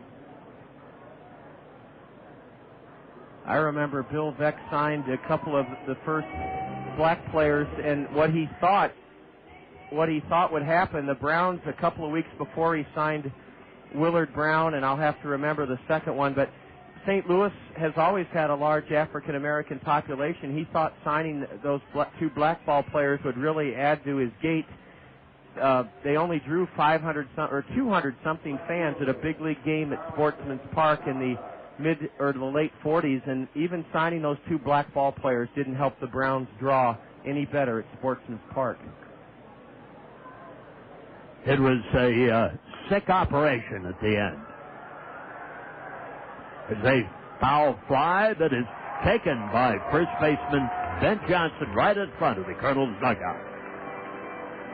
So Salazar flies out in foul territory, and we are now into the last half of the 8th inning of an 8-0 game in which Burlington leads the Cedar Rapids Kernels. We'll have more from the ballpark. You're tuned to Kernel Baseball in the Zone. A triple play, a rarity on the diamond, but produced successfully every day at South Slope Communications in North Liberty. The South Slope Communications triple play consists of voice, video, and data communications for your home or business. Achieve your communications triple play with South Slope Communications. South Slope is committed to providing the latest communications technology to their members while continuing to give service second to none. South Slope can provide your home or business with just about everything that connects you to information. Digital wireless phones, long-distance plans, data home and business wiring, video conferencing, dial-up and high-speed internet service, fiber optic installation and termination, and coming soon to all local servicing areas, digital video TV service. South Slope also rents out a beautiful community center event room in their magnificent new building in North Liberty.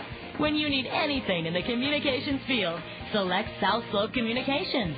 Visit them at southslope.com. Honey, do I have to go to your family reunion? I mean, how many times can Aunt Agatha tell me about skydiving with monkeys? It'll be different this time. Cousin Bob won't talk about his nose hair? North Country Steakhouse will be catering. No way. I can smell the steaks on the grill already. I wonder what kind of potatoes they'll have, baked, fried, or their famous garlic mash. Aunt Agatha used to skydive with monkeys. Who knew? North Country Steakhouse. Call 378-3970 to have us cater your next event, because good food conquers all. Can I come, please? Uncle Joe is making the Statue of Liberty out of cereal boxes. Awesome, let's go. Here is Ramos, batting left-handed now into the last half of the eighth inning. There's a swing and a foul ball off to the left that splinters the business end of the bat. Well, we told you that Iowa's baseball team has won over Minnesota twice today to be all alone in second place in the Big Ten, winning the first game 3-1 and winning the second game by the score of 10-9. But Northwestern and Illinois played a doubleheader today, too. And Illinois is leading the Big Ten. Northwestern won the first game 7-4. Illinois won the second game 9-2. So the Hawks are 2.5 games out of first. Ground ball back to the mound, picked up, and Atencio throws him out. Ramos is out, pitcher to first. 8-0 here in favor of Burlington. Also tonight, the Cedar Rapids Rough Riders are trying to win the Clark Cup. If they do not win tonight, they'll get another shot to win it on Monday night at the Ice Arena here. Sioux City has a 1-0 lead after the first period. So we're being kept nicely up to date. And a number of games this afternoon that we haven't reported on since the first inning. The State Farm Major League Scoreboard brought to you by State Farm Insurance Agents Al Shetler, Dale Thompson, Gary Schubat, and Lanny Peterson. And Rodriguez is hit with a pitch ball right in the up around the neck and the back area. Well, now he's shaking his right hand, and Eric Munson comes out to meet Sean halfway up the first base line. So does Bobby Magallanes sprinting over from third. And as they tend to Sean, it did get him in the right hand. I doubt if that ball ricocheted off his back and came up and hit him on the hand. I don't know if they'll let him stay in this game. Well, Bob, I know I have never seen, as we have been saying this week, and this isn't the Midwest League, it's the major leagues and the minor leagues. I've never seen so many players hit by pitches as we've had the early part of this season. They're still looking at Sean halfway between home and first, and they may have to pinch run for him. We'll wait and see. Bob, the Yankees won this afternoon, but the Cubs lost. Well, so did some others on this day. The New York Yankees won today 5-0. Rodriguez is okay, trots down to first. 5 runs, 5 hits. No runs and 4 hits for Oakland. Tino Martinez hit his 5th home run. Mussina was the winning pitcher. He is 1-3, lost 2. Blanton was the loser. The Chicago White Sox continue to be the hottest team in the game. The Sox took care of Toronto at Sky Dome 10-7. Uribe hit his 2nd home run. Rowan hit his 3rd home run. Gucci his second home run. Konerko his 9th home run. And the White Sox won it today 10-7. John Garland, the winning pitcher, his 6th win of the year. Count now, ball 2, no strikes to Nate Sutton, who takes a strike over the heart of the plate. Baltimore beating Kansas City with a score of 5-3. Even though Mike Sweeney hit his 7th home run, Roberts hit his 9th for Baltimore. There's a swing and a ground ball to short over to second base. 1, relay to first, not in time, and 2 men are up. 6-4 on the fielder's choice and the out. The relay not in time, and that brings up Toussaint. 8-0 Burlington here. Minnesota defeating Tampa Bay 8-1 on 11 hits. Seattle and Boston postponed because of rain. They'll play a doubleheader tomorrow. Cleveland, Texas just underway as the pitch to Toussaint goes inside from Tencio. Soriano has hit his 9th home run, and Texas leads Cleveland 2-1 in the last half of the third. Detroit and the L.A. Angels of Anaheim later tonight. Now in the National League, the Mets in Milwaukee, 3-3 after 6 innings of play. Pittsburgh, Arizona later today. There's a little chopper to the third baseman. Can't get it. Shortstop does, but there is no play. It's an infield hit for Toussaint, and the Kernels record their 3rd hit of the game. 2 of them in the infield. There's been only 1 solid hit, and that by Ben Johnson, who recorded a double in the 7th inning. So there are runners at first and second with 2 out, and that brings up Aaron Peel.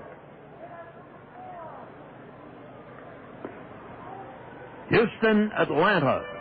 After 7 innings, Atlanta 2-0, the leader. Out hitting the Astros 6-3 at the moment. Julio Franco has hit his first home run of the year.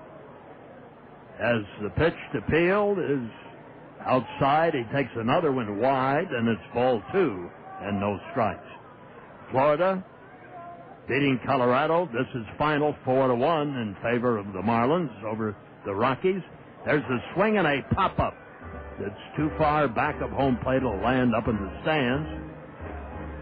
2 balls and a strike.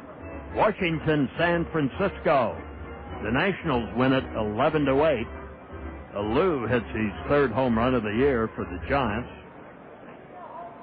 The Philadelphia Phillies scored 2 in the ninth to ensure it. There's a swing and a miss by Aaron Peel, the left fielder. Ball 2, strike 2. 4-1 the Phillies. Corey Patterson hits his 6th home run of the year. Lieber the winner. Ground ball to the mound. Atención up with it, and he throws him out. That goes 1-3, and there were no runs. There was 1 infield hit, and 2 men left on. We've completed 8 innings, and it's 8-0 Burlington on 8 runs, 10 hits, no errors. No runs, 3 hits, and 4 errors for the Cedar Rapids Kernels. You're listening to Kernel Baseball in the Zone. Look around you. Everyone's different. Some of us are tall, many of us are short. If you think about it, there are many important differences among people. That's what makes us all individuals. Insurance needs are individual, too. Talk to your Pekin Insurance Agency, Sheets, Forrest, Draper Insurance in Marion, about the proper insurance coverages for your individual needs. See Scott Draper at Sheets, Forrest, Draper in Marion about insurance for your home, auto, life, health, or business. You can depend on your hometown professionals with Pekin Insurance. I'll live for you, I'll feed your cats, I'll fold your undies at the laundromat, unless you want me to have them dry. I get paid for that. I'll work things out, things get bad. I'll shave my soul patch before I meet your dad. I'll wear a turtleneck to strategically hide my tattoos if I can. I'm leaving the band, I'm waiting your hand. I'm giving you all my time, but this Dr. Pepper is mine, Rich taste, forget it. This Dr. Pepper is mine. One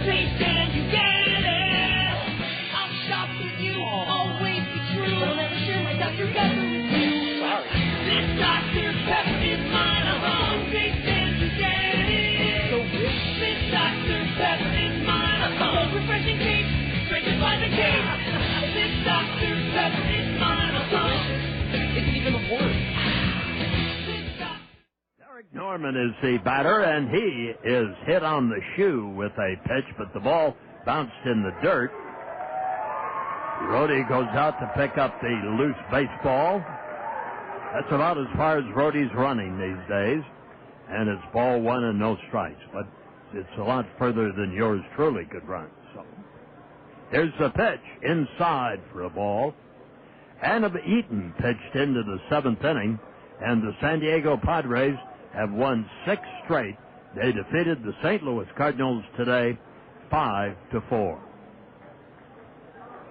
There were back-to-back homers by Larry Walker and Albert Pujols in the first inning, but that was not enough.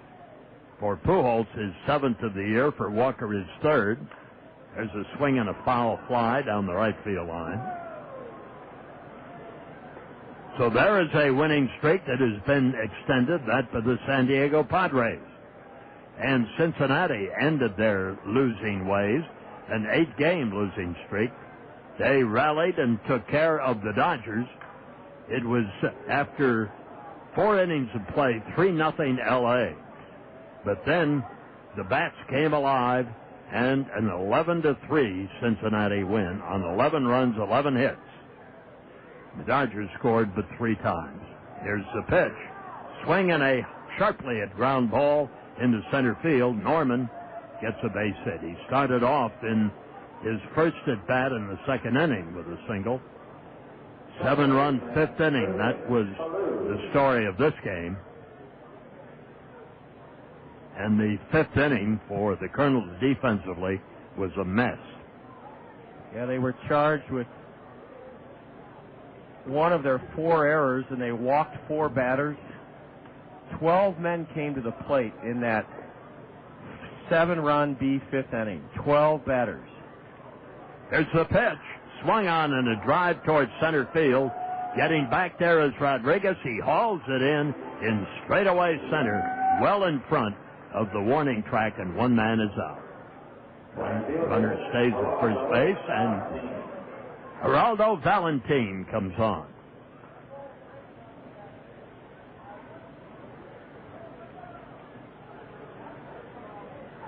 And we'll go over a little Kentucky Derby news for you here. The pitch on its way. Breaking ball on the inside corner for a strike.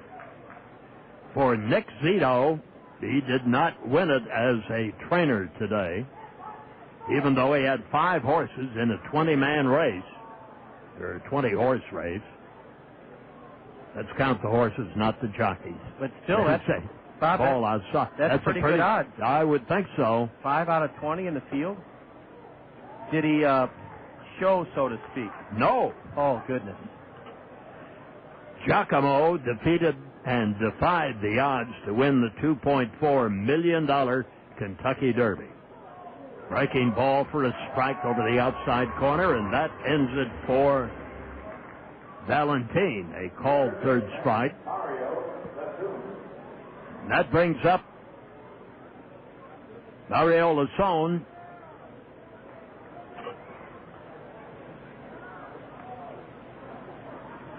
This horse who won today is a 3-year-old colt that had won once in 7 races. You talk about striking it rich. The pitch swung on and fouled back. No play on the ball. Giacomo always managed to stay in contention in these races. He was 2nd in the Santa Anita Derby. And the horse is named for rock star Sting's 9-year-old son. It was written by Mike Smith, who at long last grabbed his first Derby victory, and he had tried 12 times to win the Derby, never got to the winner's circle. Smith was also aboard Holy Bull, Giacomo's sire, when he finished 12th in the 1994 Derby. There's a swing and a miss, and that is enough to retire the side and Lasone. No runs and 1 hit. There were no errors and 1 man left on. We go to the last half of the 9th inning, the last chance for the Kernels in a 3-hour ball game. It is 8-0 Burlington on 11 hits. We'll be back. You're listening to Colonel Baseball in the Zone. I'm Dave Shea. For 35 years, I was news anchor for Channel 2. Now, with gas prices at $2 a gallon, check out Randy Kiel Honda and save with great fuel mileage on all Hondas in stock. The safest family sedan, the Honda Accord, will definitely save the family pocketbook with 34 miles to the gallon. Get even better mileage with a compact Civic, getting you there at 38 miles to the gallon. Or check the amazing fuel mileage of the Honda Civic Hybrid, 48 miles to the gallon, and that's in city driving. Randy Kiel Honda has a large selection of pre-owned Hondas, too, all with exceptional fuel mileage. Check them out at www.randykiel.com. Also, Randy Kiel offers a 7-year, 100,000-mile confidence guarantee on new vehicles. You can take my word for it, but you may also want to talk with other Honda owners. They're people you know, your friends, your neighbors, maybe even your relatives. I'm saving on gas prices by driving my Honda, and you can too. See Randy Kiel Honda on Center Point Road Northeast. Have you heard the great news? Mediacom has stepped to the plate to give girls and boys the chance to do cool stuff with the Kernels and at the stadium. As a member of the Mediacom Little Sluggers, you'll get to have an autograph session with the Kernels, take a tour of the stadium, watch a movie from the outfield grass, take batting practice with the Kernels, and participate in a story time with the players. Join the fun of the Mediacom Little Sluggers by registering online at Kernels.com. That's Kernels.com. Last half of the ninth inning, we're bringing you up to date on the sports of the day as Atencio delivers outside and low for a ball. The Kentucky Derby had closing argument, another long shot. There's a swing and a foul tip back after the first strike to make it strike two now. Closing argument finished second to Fleet Alex third in the largest Derby field since 1984. And there is strike three to Madrigal. He gets out of there quickly. And there is Ben Johnson. So it was Giacomo, closing argument, and a Fleet Alex, 1, 2, 3.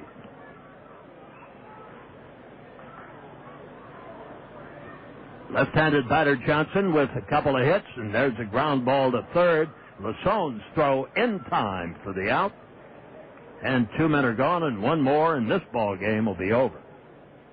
The wild results at Churchill Downs produced the second highest win payoff in Derby history.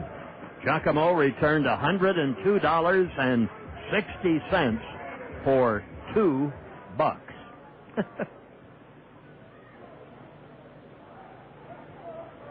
That is not a Derby record. The curve is over the height of the plate. But listen to when this record was set.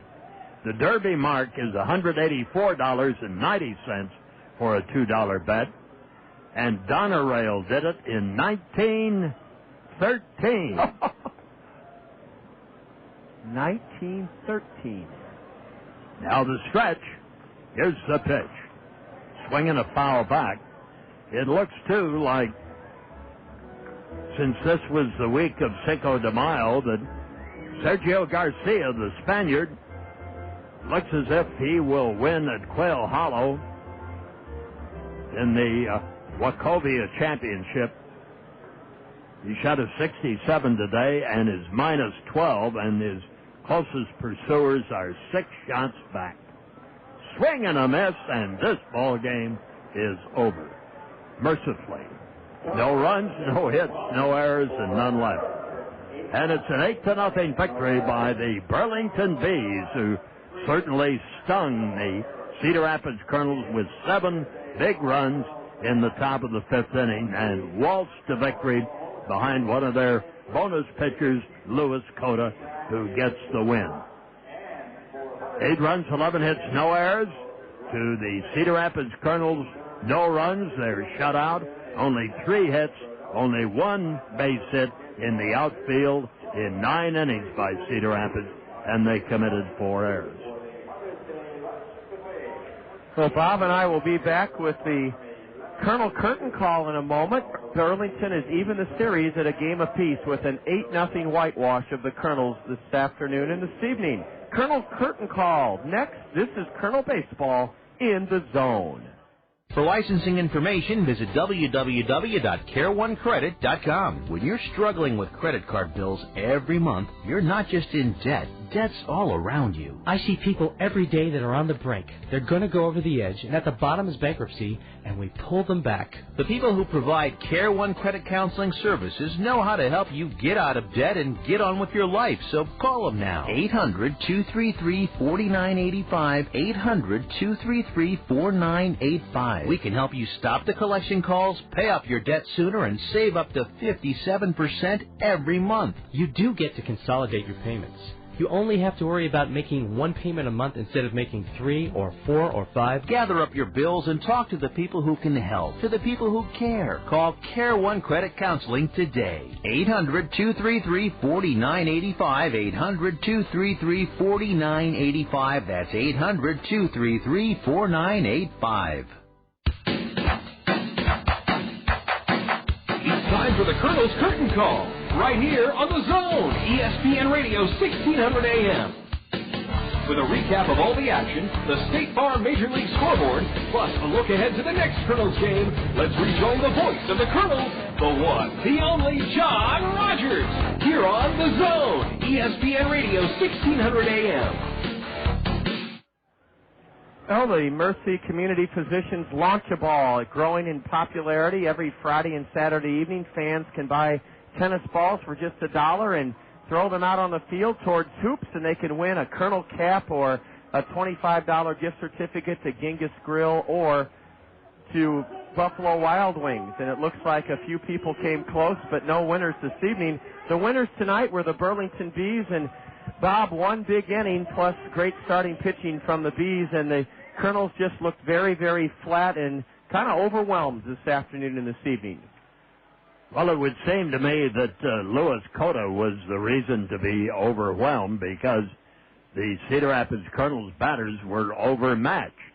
And when it was all over, Cedar Rapids went back to their pursuit of giving up runs because of errors.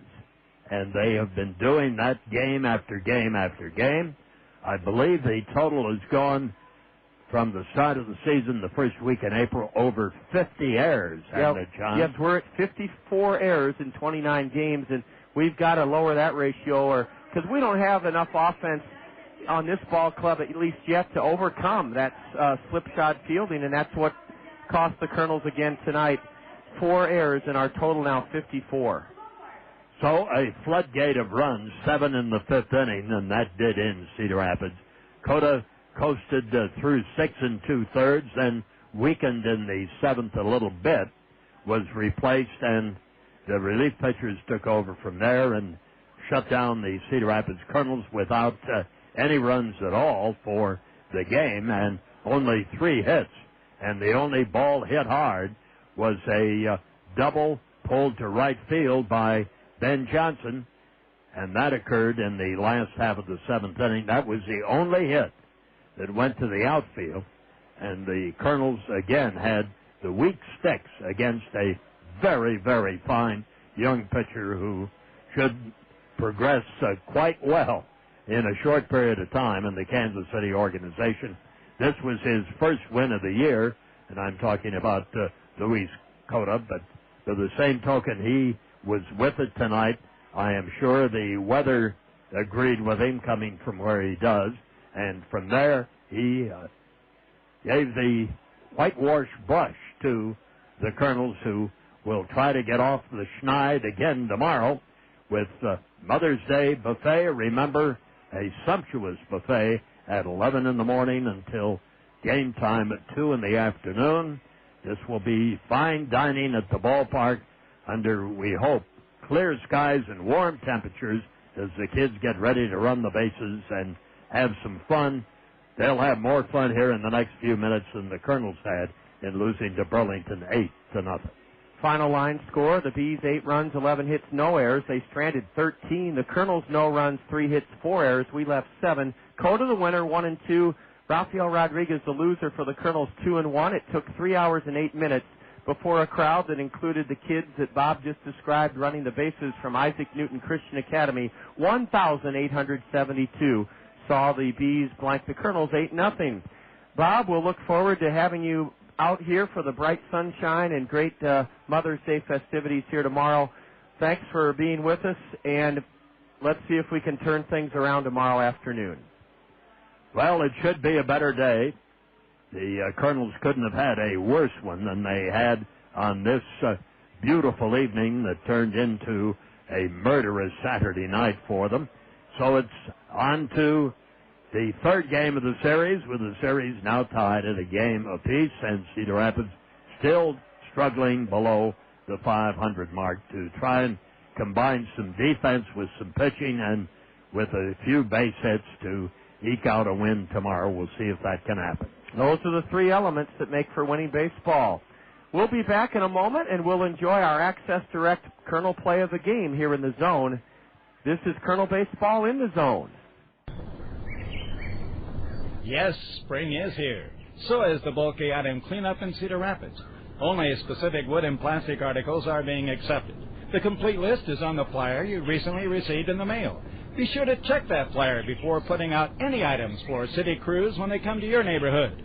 If you have appliances, tires, and scrap metal you want to get rid of at no charge, follow the instructions on the back of the flyer. This reminder from your friends at Cedar Rapids Solid Waste and Recycling. For the 7th consecutive year, Toyota Financial Services is encouraging elementary students throughout our community to read this summer. Toyota Financial Services believes that inspiring children to read brings families together, fosters imagination, and enhances knowledge.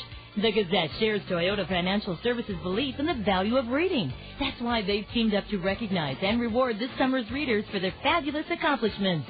Toyota Financial Services and the Gazette, proud to stand with our community's children to enrich their lives. As the kids from Isaac Newton Christian Academy continue to enjoy their running around the bases thanks to Velocity Sports Performance in St. Luke's, Access Direct is now proud to present our Access Direct Kernel play of the game. Access Direct is looking for team players, and they'd like you to apply. You can do so by calling 261-0260 or log on to Access Direct's website at www.accdir.com. Access Direct has great benefits, including casual dress, a fun, friendly atmosphere, medical, dental, and vision insurance, and a 401k savings plan. Access Direct brings us our Access Direct play of the game. It took place way back in the first inning. Rafael Rodriguez had loaded the bases with only one out, but Rodriguez, the starter, got Alan Moy to strike out and then Ed Lucas to ground to short. Rafael Rodriguez kept the game close in his 3 2/3 innings, but he had to expend himself 37 pitches in the first inning. He did, however, prevent the Bees from scoring with the bases loaded and one out, and that's why we selected Rafael Rodriguez's first inning as our Access Direct play of the game. A final break from Veterans Memorial Stadium, and when we return, a look at the State Farm Major League scoreboard here in the zone. To make your landscaping dreams become a reality, see the experts at Keen's Material. Retaining walls, custom patios, walkways, and steps, Keen's Material has all the hardscape elements needed to complete your landscaping project. Need ideas? Visit Keen's Outdoor Display Area on 12th Avenue Southwest to see over 100 products showcased. Let your property reach its full potential with help from the experts at Keen's Material. Visit Keen's in Cedar Rapids, Coralville, and Eldridge, or on the web at keensmaterial.com. We've been telling you for some time that Greg's Lawn Service is a cut above the rest when it comes to caring for your lawn. However, Greg's experienced staff does so much more than lawn care. They offer complete landscape design and installation, concrete curb edging, grading, sodding, and hydro seeding. Yes, Greg's is a complete lawn care service, and they welcome the opportunity to show you why they are a cut above the rest. Give Greg's a call for more details about their wide range of services. 8-0 Burlington to even this series at a game apiece, and now State Farm Insurance agents Dale Thompson, Gary Schubat, Lanny Peterson, and Al Shetler bring us a look at all the scores from the big leagues on the State Farm Major League scoreboard. Let's start in the American League, where this afternoon at Yankee Stadium, it was New York 5, the Athletics nothing. 5-0 Yankees over the Oakland A's. At Skydome this afternoon, a slugfest, and the White Sox derailed the Blue Jays 10-7. It was the Orioles winning at Camden Yards. They crowned the Royals 5-3 this afternoon. This afternoon at Tropicana Field in St. Petersburg, the Twins trounced Tampa Bay 8-1. The Mariners were rained out at Fenway Park. Seattle at Boston rained out. In the bottom of the third at the ballpark in Arlington, the Rangers lead Cleveland 2-1. And later tonight, our parent club, the 2002 World Champion Angels, host the Detroit Tigers. In the National League this afternoon, the Reds overcame an early Dodger lead and wound up stomping Los Angeles 11-3 Cincinnati at Great America Ballpark. The Padres handed the Cardinals their third straight loss. St. Louis fell to the Padres at Busch Stadium this afternoon 5-4. It was the Cubs losing their seventh in a row at Wrigley Field. The Phillies 4, the Cubs 1. This afternoon at Pac-Bell Park, rather SBC Park in San Francisco, the ball was flying all over, and the Nationals rallied for 4 in the ninth, and they took down the Giants 11-8. It's a final from Miami, the Marlins 4 and the Rockies 1. The Rockies' road record this year is abysmal. And down in Dixie at Turner Field, Atlanta leads the Astros after 7, 2-0. They're tied at Miller Park, the Mets 3, the Brewers 3. That's in the seventh inning. And later tonight, the Pirates take on the Diamondbacks at Bank One Ballpark in Phoenix. That's our complete look at the State Farm Major League scoreboard. It was brought to you by State Farm Insurance agents Gary Schubat, Dale Thompson, Lanny Peterson, and Al Shetler. Tonight, the Kernels were shackled on 3 hits and were trounced by Burlington 8-0. As Bob said, tomorrow the fun will start at 11 o'clock with a sumptuous banquet. And come on out for Mother's Day. It'll be one of the most memorable Mother's Day you'll treat Mom to here at the ballpark. 11 o'clock is when the brunch starts, and it'll go all the way till game time, 2 o'clock. We'll have the South Slope Communications Triple Play Show for you tomorrow afternoon at 1:40. 1:40 is South Slope Communications Triple Play Show time. 8-0 Bees, thanks to our in-studio engineer, Jake Lentz. Thanks to Bob Brooks, I'm John Rogers, wishing you a great Saturday evening from Veterans Memorial Stadium. This has been Colonel Baseball in the Zone. This has been a special sports presentation from The Zone, ESPN Radio, 1600 AM, Cedar Rapids. Now back to our regularly scheduled ESPN programming already in progress.